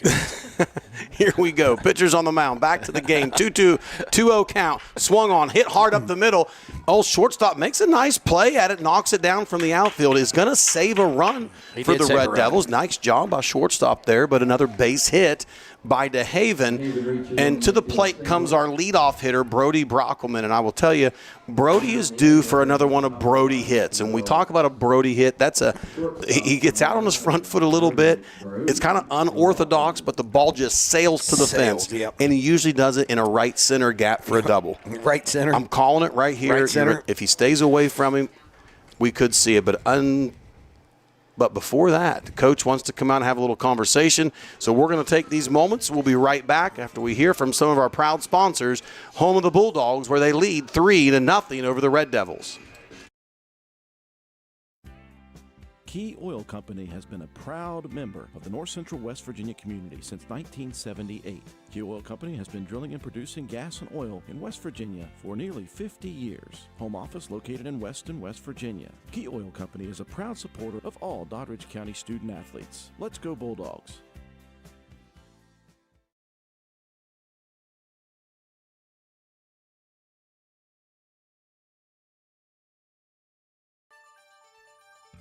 Looking for automotive service you can trust? Turn to Rokiski Service Center in Clarksburg, West Virginia. Family owned and operated since 1924. We've proudly served generations of local drivers with dependable, honest automotive care. From routine maintenance like oil changes, brakes, and tires, to lift kits, custom wheels, and off-road accessories, we help keep your vehicle ready for anything. Visit Rokiski Service Center at 798 West Pike Street or call 304-623-2836 today. That's Rokiski Service Center, 304-623-2836.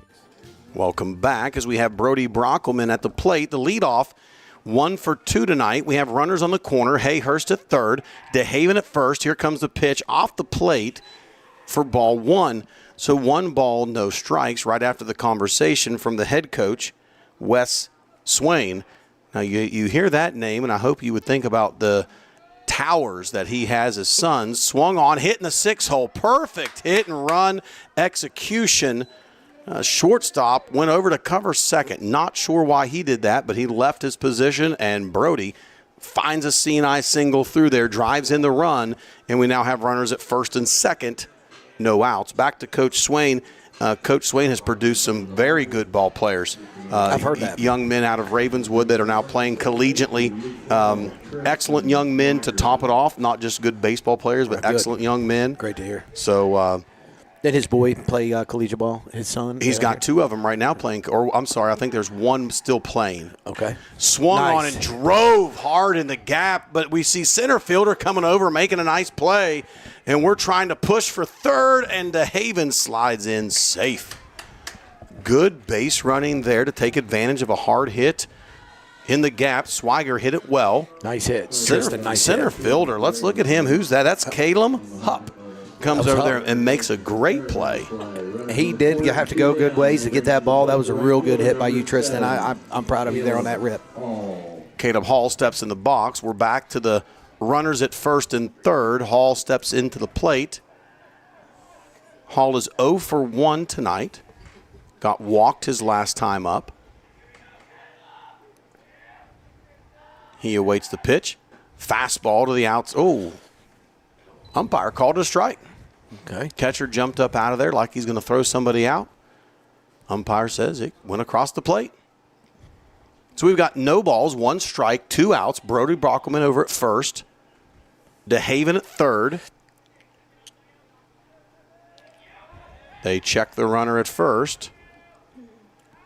Brody hardly even had a lead over there. A lot of times you'll see coaches do that. They want to see what the hands of the batter are going to do. You know, when he saw that movement, did he go for a bunt? Did he, Right. you know, Yeah. even with 2 outs, a bunt for a hit here is not out of the question. Hall last time up tried the bunt for a hit, so they checked his hands is what you call it. Here's the delivery. Yep. Swung on, hit hard to right field, not hard enough. That's going to be a pop fly to the right fielder. Right under it. And the Bulldogs still trying to find their momentum offensively. They are struggling to do so. So we have We go to the 5th inning of play. Score sits at Bulldogs 4, Red Devils 0. 4-0 going to the top half of the 5th inning, and we'll be right back.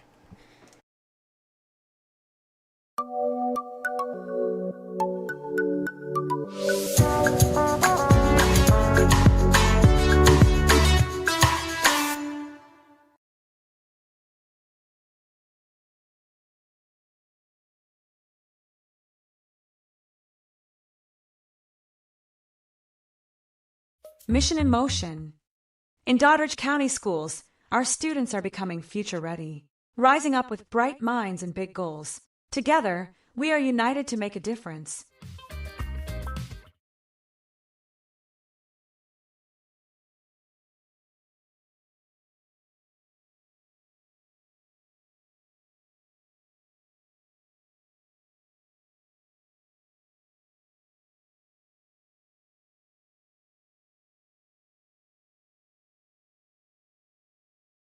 Welcome back to the home of the Bulldogs as we are sitting at a 4-0 lead. And most coaches, when you're going into the top of the 5th, leading 4-0, your pitcher's on fire. He's keeping the batters, the hitters at bay. He's throwing good. You would think that they would be happy, but I will tell you, you've got 9 players out there not happy about their offensive production.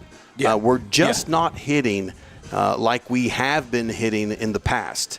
And you can see the frustration begin to settle in. And with baseball, one swing of the bat can change everything. It can. But we haven't found that one swing yet. No, I've not seen the high tempo, high pace, that high intensity baseball. You know, not to say it's not there. I'm just seeing right now we're just not getting anything to break through. We're not getting any ramp ups and any rallies. I just is it going to happen? I do believe so. We're playing good defense. We're Right. pitching good. We just got to open up some offense here. At the plate, here comes that center fielder. Had a great ranging play.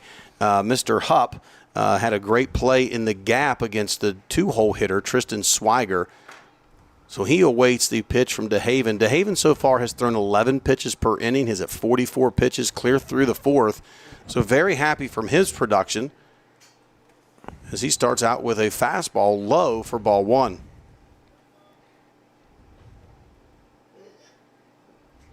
You know, Ravenswood has notoriously been a very strong baseball program.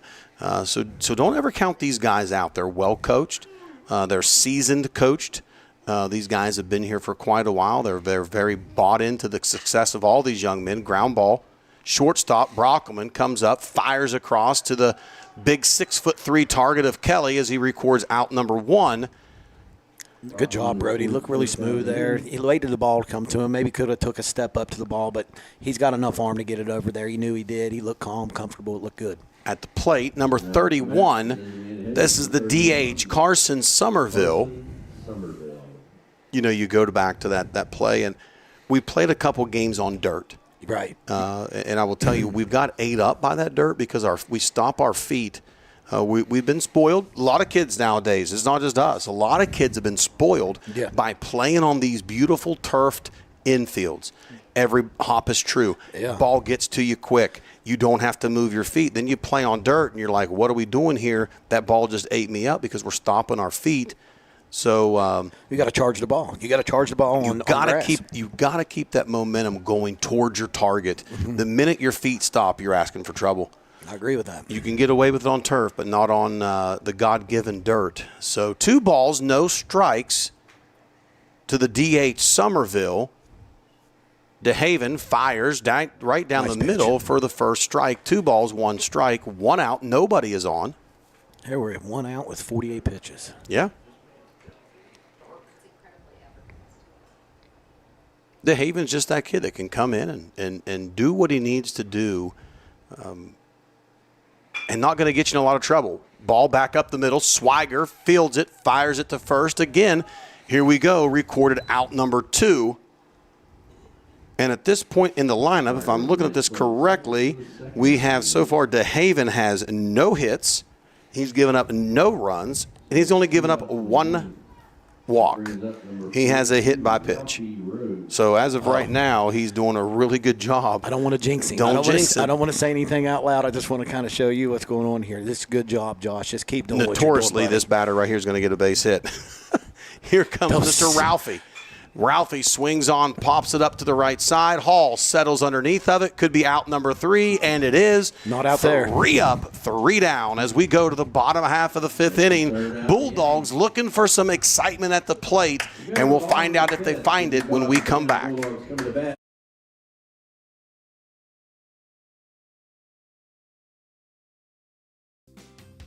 Bulldog Station in Doddridge County Sports is a winning combination. For all your pizzas, subs, and salads, call Bulldog Station at 304-666-1364. Open Monday 10 a.m. to 4 p.m., Tuesday and Wednesday 10 a.m. to 6 p.m., Thursday and Friday 10 a.m. to 7 p.m., and Saturdays 4 p.m. to 7 p.m. Bulldog Station located at 323 West Main Street, West Union, West Virginia. Let's go Bulldogs!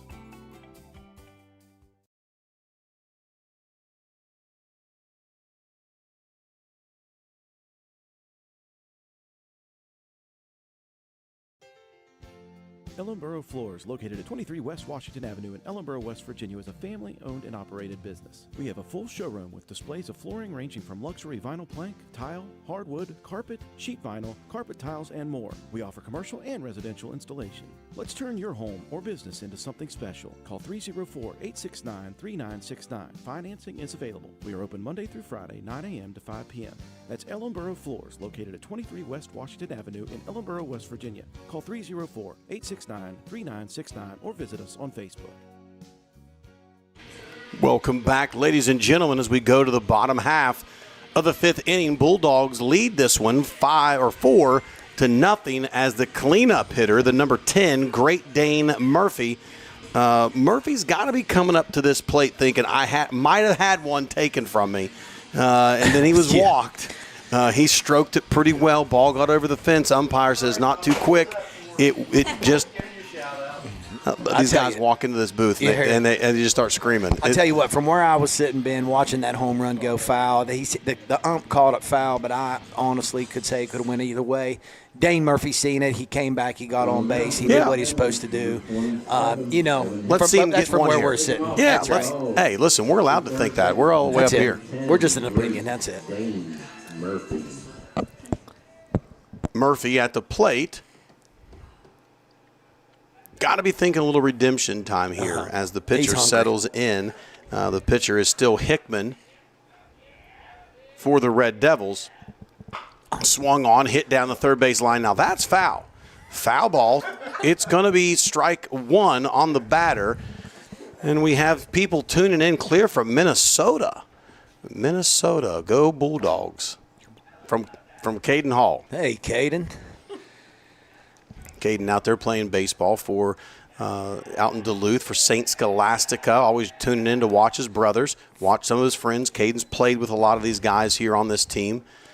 He's going to be back with us this summer helping coach the Legion team here and working with these middle infielders. So excited to have him back in the program. You want to watch some art at work. That's who you want to watch. Stellar middle infielder, played third base this year for St. Scholastica, so going to bring some of that knowledge. He's an artist. It'll be fun. So Dane Murphy staring at a 2 balls, 1 strike. The leadoff here in the bottom of the 5th.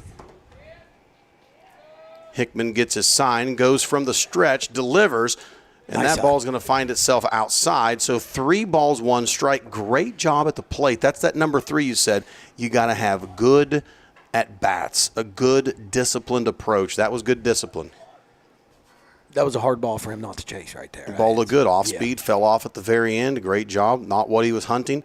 On to the next. 3-1. Let's see if we can get that fastball inside. We do. Oof. And he drove it up into the football bleachers. If we get fans that sit up there to watch the game, watch your lips, because that was a fastball right at him, right in their face, close and personal. Yeah, he's over there watching where the ball went. He's standing up there.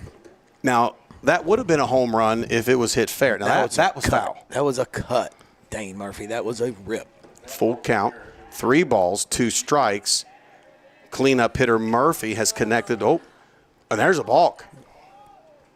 That'll be ball 4.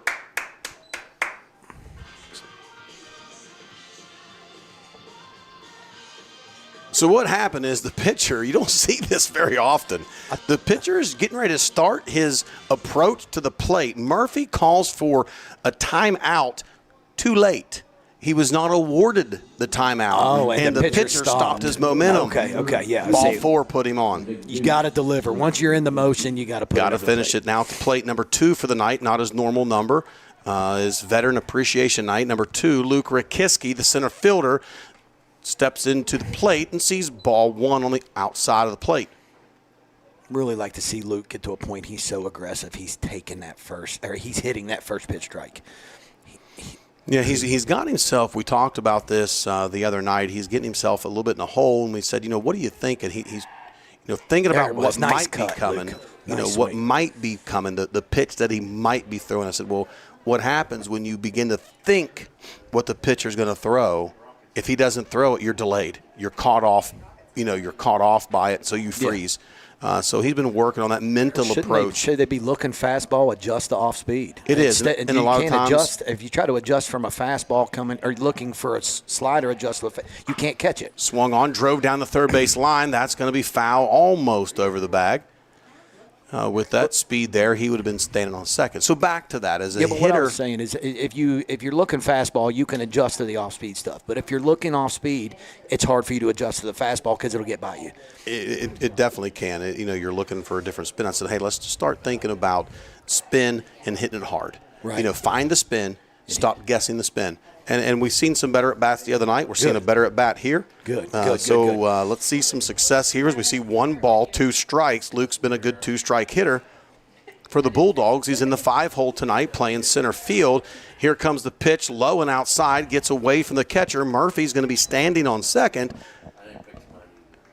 And for the first time tonight, we've seen the Bulldogs put a runner in scoring position with no outs. Come on. Yeah, I mean, it's been a while.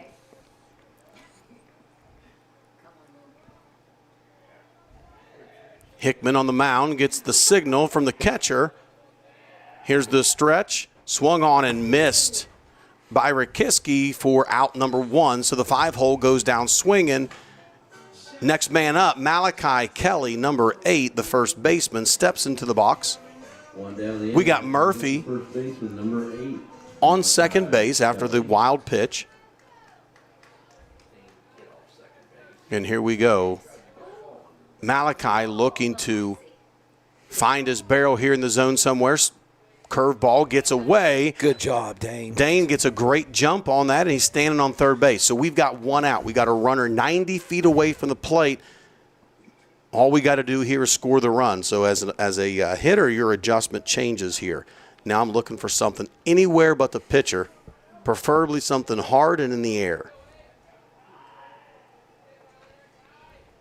Malachi swung on, drove Nice. up the middle, going one hop to the center fielder. Excellent piece of hitting there by the first base senior, Malachi Kelly. Nice hit, Malachi. Way to come through right there. And that's going to bring to the plate the catcher, Maxwell Nicholson. Now at the bat, the catcher. Maxwell's been stringing together some good hits. Let's see how he can get the barrel to work here in the bottom half of the 5th inning as the Bulldogs take a 5-0 lead. Malachi's over on first base. We do have one out. Pitch finds itself wide of the zone. 1 ball, no strikes.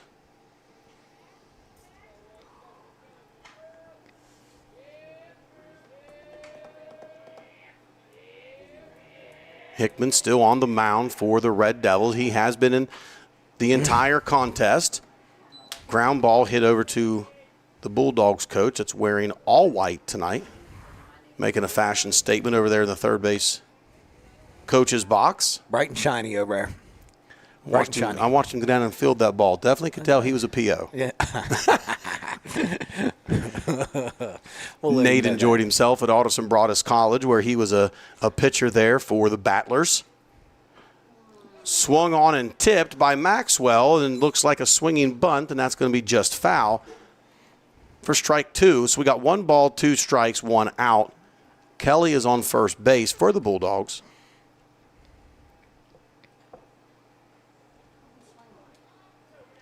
Here we go, Max. Got to pull through here. Keep it going. Tonight is Veterans Appreciation Night. That's why the Bulldogs are wearing the camouflage uniforms. Tonight, concession stand food is free to all veterans. Swung on, popped up to the infield, and the second baseman camps under it, and he records out number 2.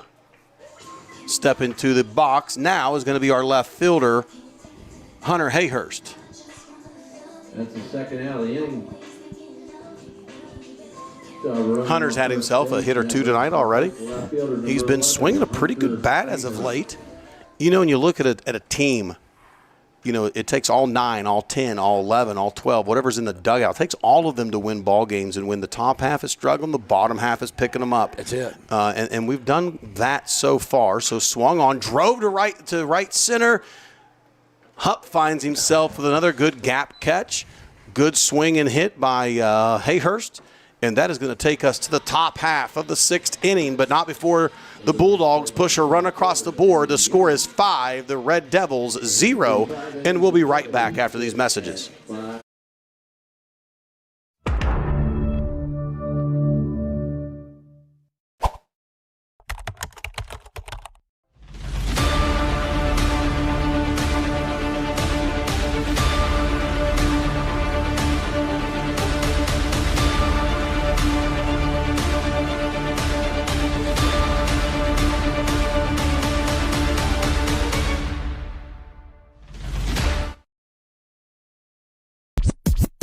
Check this out.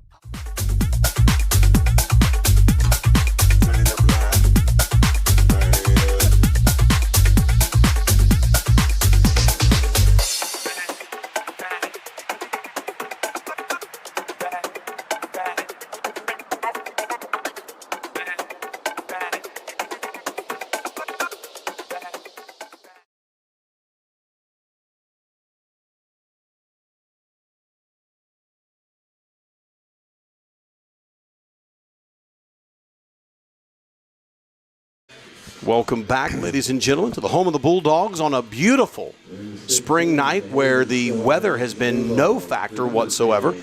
We see a flag in dead center laying flat as could be, which is one of the first nights we've had in a long time here, seeing where wind has not played any kind of a factor. You know, it's about 75 degrees out, low humidity. Baseball's been flying around. The pitchers have been doing a pretty good job, and we see DeHaven right now is having an excellent outing. He looks to continue that stretch into the top half of the 6th as the Bulldogs sit on top of a 5-0 lead. But as we all know, no lead is safe until the last out is recorded. I really like seeing DeHaven still out here getting these extra innings. You know, he needs this. He deserves this. You know, I just love seeing him. He's got a low pitch count right now. He's throwing a no-hitter. We're going to cross our fingers and knock on wood for that for him. Just throwing a really good game, man. I'm just really proud of you, Josh. Just keep doing what you're doing, buddy. Number 27, Hickman comes to the plate, pops up a bunt, fires to first base, and got him just in the nick of time. We were about a quarter of a step away from that no-no going away. Excellent job by Maxwell with a lightning arm coming from the catcher position. How bad would have I felt if I just said that? And I thought, here we go. You just said it, and out the window. Number 50 to the plate, Lucas Pursley, the catcher, steps to the plate for the Red Devils. Brings to the plate number 50, Lucas. This is his second at-bat of the night. DeHaven looks on. He gets a signal from Maxwell from the windup. And here's the delivery. Fastball finds itself just outside the zone, low and away. The umpire's been extremely consistent tonight with his zone. And as a coach, as a player, that's all you can ask for. Give me the same zone for both teams and give me the same zone all game. Fastball hit to the right side, fielded cleanly, throws across, gets him out. Malachi. So a little 4-3 out to go to the second out of the inning. Tonight has been Veteran Appreciation Night, and we've ran through these ladies and gentlemen's names all night, but it has been such a great start here. We started early, around 5:30, honoring these veterans. They came out with our young men to the line, and we had the VFW raising the flag out there. It was just a wonderful night celebrating these men and women of our great country that has served so proudly for us, so we are ever grateful for them. So if you are a veteran, you're tuned in and you haven't gave us a shout out yet, we'd love to hear from you. We'd love to know how you served, where you served, so we could honor you back.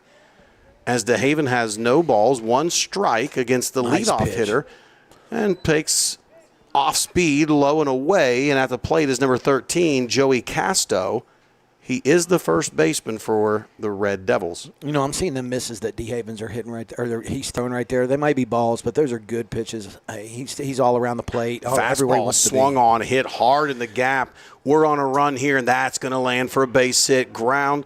It's not a ground rule double, but it is going to be a double. So there goes the no-hitter, the notorious no-hitters that are hard to chase.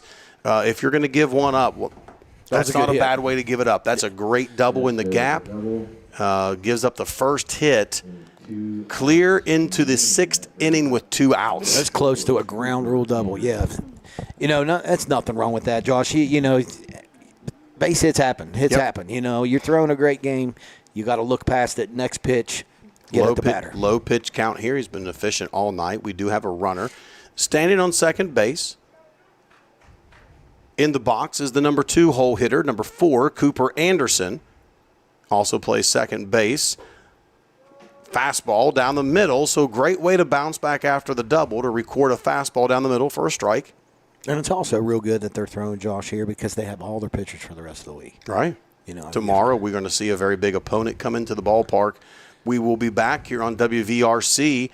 Bringing the live broadcast. Line drive into left field. Hunter comes scorching forward and takes the hit away from him as the Bulldogs, although they bend, they don't break. They go to the bottom half of the 6th. They gave up 1 hit, no runs, no errors, and the Bulldogs will bat in the bottom of the 6th with 5-0, and we'll be right back.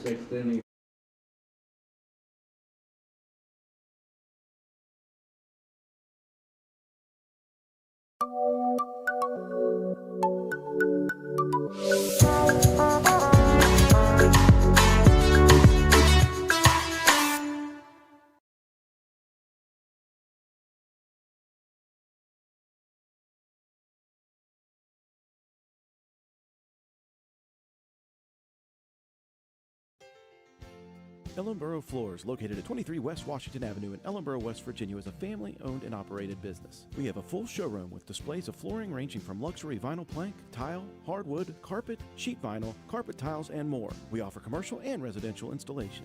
Let's turn your home or business into something special. Call 304-869-3969. Financing is available. We are open Monday through Friday, 9 a.m. to 5 p.m.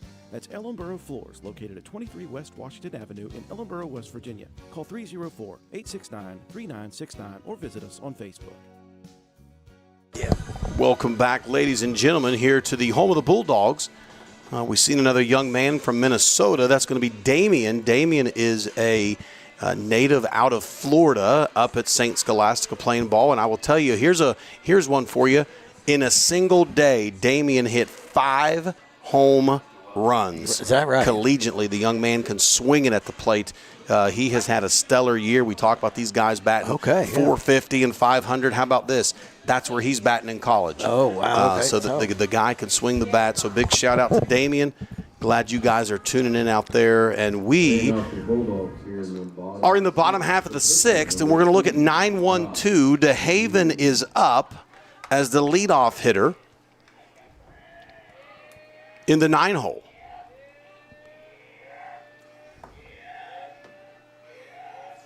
Who's already 2 for 2. And now he's 3 for 3. It's 3 for 3 on the day. Josh DeHaven with a big day, buddy. DeHaven's having himself a day. He is, on the mound, he's given up 1 hit. At the plate, 3 he's for 3. perfect. That's great. And recorded his first triple. I believe that's his first one of the year. Okay. That was a nice hit. That was a real nice hit. Brody Brockelman, number 9, the leadoff hitter, steps into the plate with the leadoff runner aboard. So the bottom half of the lineup is doing their job. Let's see the top half come alive here in the bottom half of the 6th. Brody awaits the pitch. Off speed, low, and it's going to find itself as a ball as we throw the ball to the outfield. But center fielder's got a little gun on him, but he doesn't throw. So DeHaven with some wheels out there, and what people don't realize, this cat can run. I see that. DeHaven is fast. He now is standing on third base, 90 feet away from the plate. Brockelman had a hit earlier in the game down the third base line. I think that's all he's done for today, but we're ready for some damage right now. Right center double would be great. The center fielder's playing just off to the gap side. Brody hits a ball deep. That's going to score a run, a deep fly ball. Clear back to the warning track. He catches it at the warning track. DeHaven scores with ease, and the Bulldogs are at 6. Red Devils still blanked. Had him on the fence there. I mean, he caught that ball clear at the track. That's going to bring up the 2-hole hitter, number 12 tonight, Tristan Swiger. Number 12, Tristan Swiger. Swiger pitched a gem of a game against Williamstown last outing, 76 pitches through his 7 innings. I didn't get to talk to Tristan, but hey, I'm super proud of him. I don't know if he hears this. I'm so proud of you, dude, and your pitching performance out there, just really good job. Swung on, drove hard to center field. That's going to take him clear back just shy of the warning track again. That ball was tattooed. Great swing there by Tristan. But we look at nobody on with 2 outs, and here comes the 3-hole hitter, Caleb Hall. Caleb has found himself just struggling right here in the last few games trying to find a base hit. He was batting about 640, 630, and now finds himself right down at 500. So he's had a couple good barrels, but can't find his way to get the ball to the turf. So he's definitely due. He's still an animal. There's a line drive right to the right fielder, smoked, and finds another out. So here we go. We go to the top half of the 7 looking for those 3 magical outs with a score of 6 for the hometown favorites and 0 for the visiting Red Devils. We'll be right back.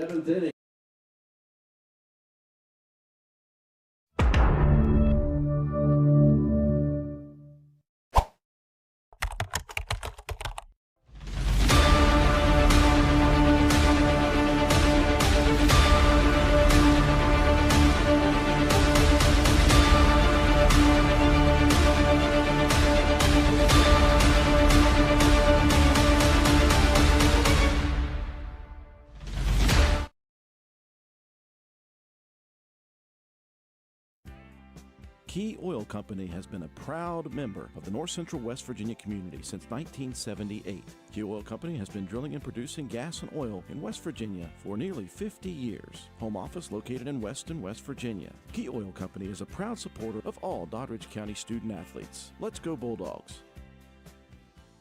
Welcome back, ladies and gentlemen. I want to take a moment to thank all of our sponsors here that have made this possible. WVRC, what a great program that has been around North Central West Virginia, allowing these schools to bring in broadcasting into their programs. They cover everything that the school offers, whether it's a graduation or whether it's a sporting event, a spelling bee, whatever it might be, that WVRC has given that ability to shine some light on our future stars, not just on the diamond or not just on a playing field, but in the classroom where it's most important, because these kids' names are student athletes. Student first, athlete second. So WVRC, we're thankful for them. Sponsors that have made this possible, we give you a shout out, a big thanks for allowing us to do what we do. So here we go. Top of the 7th, we still have DeHaven in.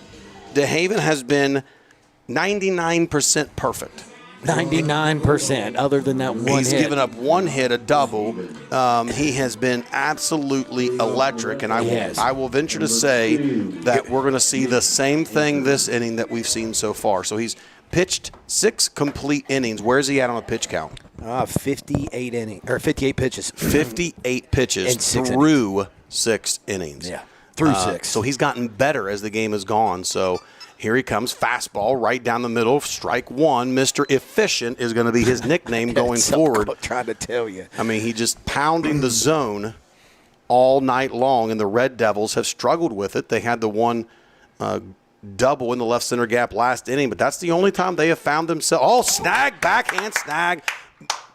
And records the out at first. DeHaven getting it done himself. Excellent job. And it looked like a traveling circus after that, but we recorded the out. And here we go. We're looking for 2 more outs. Got to find them. Where are they at? Next 2 batters. Number 3 steps into the box. Brooks Wolf, the shortstop for the Red Devils. Brooks Wolf. Here comes the pitch by DeHaven. Fastball finds itself on that outside corner. And listen, he's not giving the river. That's a real corner right there. He painted it perfectly. Fastball for strike 1. So no balls, 1 strike, 1 out. Josh is doing a real good job because this is this guy's 3rd time at bat. Already in the 7th inning. So that's right. So he gets another strike on the off-speed pitch. No balls, 2 strikes, 1 out. We're looking for 2 more of these. Choked up a little bit on his bat, looking for contact here. And he hits a hard ground ball. Oh, bounces off, fielded by Brody Brockelman, but does not make the play. So that's going to be hit number 2. Hit number 2. Murphy comes across, tried to field the ball on the run, missed it. Brockelman fields it behind him, and the throw is just wide, but he was by far safe before that. So we'll see how they officially score that. It could go down as an error as a third baseman. Should have made that play in the glove. However, the ball got just underneath of it. So could go down as an error. They might award a hit. We'll see what they do. That's why they make the big bucks and we don't. So runner at first. At the plate is the speedy center fielder, Hupp. Number 5, he's made some really good plays in the gap that saved doubles and triples for that team. He's done a really nice job. Center fielder's done a really good job out there. Excellent job. DeHaven fires right down the middle for strike 1, so he evens the count. 1 ball, 1 strike, 1 out. Runner at first.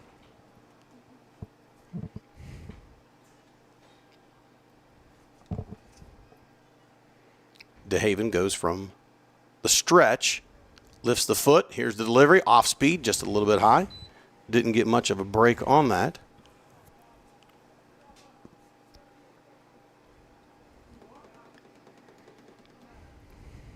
Defense has been very solid tonight. The Bulldogs have struggled with that down the road here. We've recorded more errors in the last 10 games than we have all year. Ground ball up the middle, base hit number 2 for sure.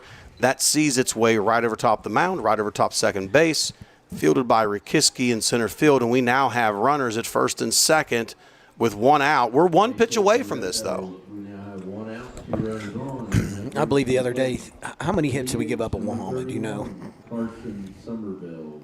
Not many. Not many. I would say 3 or 4 hits. So the past 3 or 4 games, we've given up a couple hits a game, which has probably helped us a lot. But our bat's got to really turn on. Our pitching has been stellar. Our pitching has not lacked. I will say this. Even when we lost some games down there at the beach, the score looked ugly, but I hate to even go back down that road, but in 5 games we recorded, or in 4 games, it was 36 errors. Right. I mean, you can't beat anybody. No. There's not a junior high team out there that you can beat doing that. Right. So pitching has not been the issue. Defense, which blows me away. We are so deep defensively. Yeah. But we've kind of cleaned that up. Yeah, that's good. I'm seeing that. The bats have just got to come back to where they once were, and I believe Coach Nate is a great coach. He's a seasoned coach. You know, he's going to get these guys tuned back. A race car doesn't stay in tip-top shape all year. That's right. It's got to go to the garage sometimes. That's right. And, you know, these guys have went to the indoor facility. They went to some places there and doing some hitting. He knows what it's going to take. So these guys will be back up in prime position. Here comes that 1 pitch away. Brody fields it, flips it to Tristan. 6-4-3, double play. And that is the ball game in baseball fashion with a 6-4-3 double play to end it. And the Bulldogs come out on Military Appreciation Night with a score of 6-0. Ladies and gentlemen, when we come back, we will have the player of the game. I kind of think who it might be. We know who's going to be. But we'll come back and give that to you. We'll talk to that young man. We'll have some words of wisdom from Coach Nate. We're going to put him in the hot seat. All right. And we're going to enjoy this here when we come back. Thanks for joining us, but don't go anywhere. We'll be right back.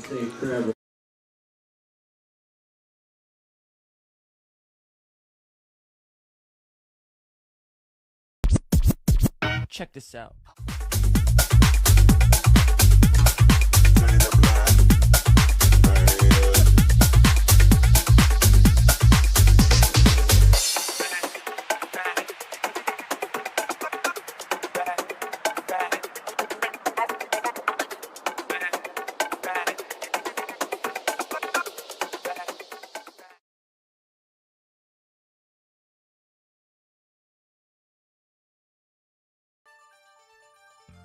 Looking for automotive service you can trust? Turn to Rokiski Service Center in Clarksburg, West Virginia. Family owned and operated since 1924. We've proudly served generations of local drivers with dependable, honest automotive care. From routine maintenance like oil changes, brakes, and tires, to lift kits, custom wheels, and off-road accessories, we help keep your vehicle ready for anything. Visit Rokiski Service Center at 798 West Pike Street or call 304-623-2836 today. That's Rokiski Service Center, 304-623-2836.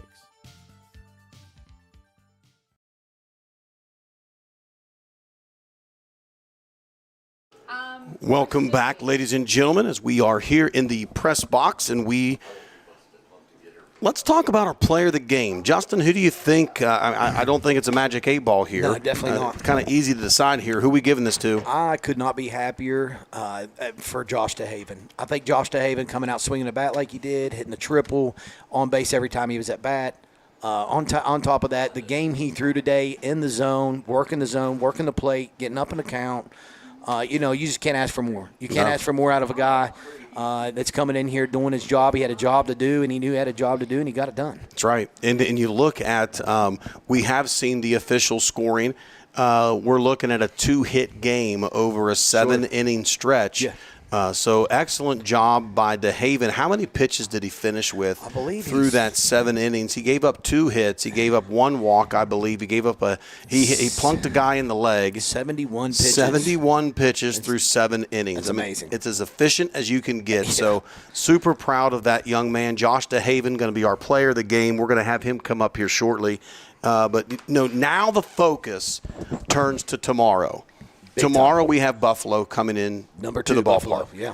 Buffalo has risen in the ranks week after week after week, and we see that they are a team that is a force to be reckoned with. And if you overlook Buffalo, Number 1, it's the opening game of the Night of Champions. They are seeded number 2 in the LKC. We got knocked off of there by the loss to, let's just call it, we lost to Ritchie County. And then a loss that was not ugly. It was a 1-0 loss to a strong Williamstown arm, I'll say it that way. Knocked us out of that number 1 position, clear to 3. So in the Night of Champions, you've got 4 teams. But how do we use that to our advantage, Ben? So I think you have to use it to your advantages as that, you know you can win, where you should be, and when you get removed from it, you've got 2 choices. You either make excuses about it and you continue to fall, or you go to the woodshed and you go to work. That's right. I mean, that's it. Yeah. That's all that's the only 2 things you're going to do. You're either going to climb extremely well from there, or you're going to fall strong from there. So I think that's yet to be determined. Yeah. When we play Buffalo tomorrow, I think that's going to be a very good test of our character, test of our fortitude, of what these young men, champions are champions because of how they overcome adversity, not how they 20-run people that have a no-win season. So Buffalo has a lot of that? Buffalo's strong. Buffalo has played a very tough schedule. They are a very seasoned team coming into this. It wasn't but just a year or 2 ago, Buffalo was in a state tournament. One of the top 4 teams in the state. They're back in that position right now. Again, Williamstown has climbed themselves right back in that top 5 position. Okay. Yeah. So what you have here is in AA, you've got 3 of the top 10 teams in AA are in the LKC. Okay. And then you've got Gilmer County that is in the top realm, number 3, I believe it is, number 3, maybe 4, in single A. So your LKC ball clubs are strong. They are state contenders. Top 5, top 10 teams. Every one of them. Yeah. So you've got those 4 teams, and how it's ranked. You've got Williamstown sitting at the top at number 1. You've got Buffalo now at number 2 in the LKC. You've got Doddridge County at number 3 and Gilmer County at number 4. I believe. Okay. Now, I could be wrong. I'm sure, if I'm wrong, I'll definitely hear about it. Yeah. But that's the 4 teams that have made it. Now, how they're paired. They are paired this way. Williamstown will play tomorrow against Gilmer County. Okay. Buffalo will come in here to our place. So maybe we still are sitting number 2. That might be what it is. Us number 2 since we are at the home field. Not real sure, but I'm pretty sure we dropped out of that. But that's the 4 teams. That's the bracket. The winner will play on Friday in the LKC championship game. The losers will have their chance to play to figure out number 2, number 3. So it's single elimination. Single elimination. In other words, you lose, you're out. No, you're going to play your next game. I believe you'll still play your following game. Play your consolation game. And that's how it has been done before. But listen, that's tomorrow. That's right. But right now, we just have Mr. Young Man coming into the thing here, up to our booth. I got Justin jumping up out of here, ripping his headset off. Mr. DeHaven, welcome up here to the booth. Excellent outing. So you, my friend, have been elected as the player of the game. Walk me through the outing tonight. How did you feel on the mound? Because it seemed like you got better as it went. Yeah, I felt good at the beginning, but I definitely felt as it went on, I was getting more comfortable and stuff. Okay. What did you feel was working for you? I mean, I think the zone was kind of tight tonight. I thought it was a real zone, not a lot of river, not a lot of wide corners. So how did you feel about the zone? At the beginning, I had to figure it out, and he wasn't really giving inside or outside, so I just kind of tried to go low, middle, and high. Okay, very good. What did you think about did you have any idea that you had a no-hitter going into the top of the 6th? I didn't. I found out after he hit it. That's good. Listen, that is the best thing to know. As a coach, don't ever tell your player, we're up here biting our nails, we're up here excited, and then he gets a double. But what I loved is the way you returned after the double. So he gets the big double. What goes through your mind as the next guy walks to the plate? I didn't think anything of it, really. Go right back at him. Yep. So pitching was amazing. Let's go to the offensive side. What'd you go for tonight? 3 for 3, I think. 3 for 3, and I believe if your coach knows what he's doing, you recorded your first triple. Yeah. So on fire at the bat, 3 for 3 with a triple. How did that feel? It felt really good. Running there, I didn't really know it was a triple at first. I thought it was a single. So I didn't round it very good. You didn't. We were up here. If you go back and watch it, we talked about your lack of rounding. Yeah. But you did run very good 90 feet at a time, and still you're very fast, young man. But you still got to the triple. Excellent job there. So we are now more than halfway through the season. What is you're a senior, you're a leader. Give me your thoughts on where we sit now, and how do you feel about our chances going forward? I think we're pretty good, and it was kind of getting a little rough. We went down to the beach, and we couldn't really get in a groove or anything, but I think we're starting to get back in a groove now. That's right, and the good thing is the wins, losses at the beach, they don't matter when it comes regional time. Yeah. It's all about what are you doing for me lately and how are we playing now. So, Josh, we're proud of you. We thank you. You're the player of the game tonight. Excited for how you performed tonight. You threw a 2-hitter on the mound and 3 for 3 at the plate, and you threw 71 pitches through 7 innings. Excellent job. Keep up the good work, and we'll see you back up here hopefully in a few more games. All right. Thank you. Thank you, sir. Good job, All right, we're going to turn our attention now over to head coach of the Bulldogs, Mr. Nate Wright. So we're back on this winning horse. You've won a couple in a row. What do you think? Like you said, what can you do for me now? Is that mine or is that yours? That was mine. Okay, let me see if I can't hear myself. All right, that's a little better. Listen, this guy walks into the box. We've been up here announcing for literally 2.5 hours. First thing he does is touch the knobs. Hey, listen, total head coach. I mean, I've messed with this thing all winter. So, no, I mean, to answer your question, like you said, right now is the time to be hitting our stride. Josh, I was just talking down there. Josh is the type of guy, he plays basketball, and he's a great basketball player, and he's a big asset to the team. But his arm essentially gets better as the season goes along. Right. And that's the same Josh that we saw this time last year. And he goes out there and he fills it up and he gives us a chance. And if you have your defense play behind him like they played tonight, right? I mean, he does well.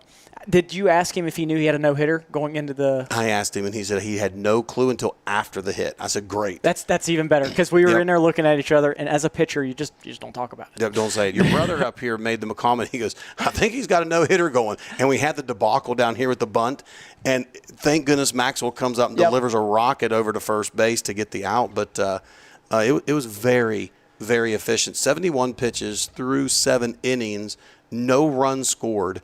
I believe, in the way I look at it, probably 2 hits, 1 error. Yep. Looked like Murphy probably could have made that play from the third base. Could have went either way, but we know for sure 2 hits. Yep. Talk to me about your offense. How do you feel offensively where you are right now? So tonight we hit the ball hard in some different areas that just didn't fall. Yeah. Their team was playing no doubles. They were playing behind the Bulldog on some of our guys. I think Tristan had 2 nice barrels to the gap. Excellent barrels. Hunter's hitting the ball hard. Caleb there on his last at bat hit it hard. That's what I don't care. As long as we're hitting the ball hard and we're having good at bats, that's where we need to be. Because baseball is, if you could be perfect, it doesn't mean it's going to fall. Right. But offensively, I would like to see us manufacture a few more runs, maybe in some innings, not just those. We're looking for that one hit to kind of break it open.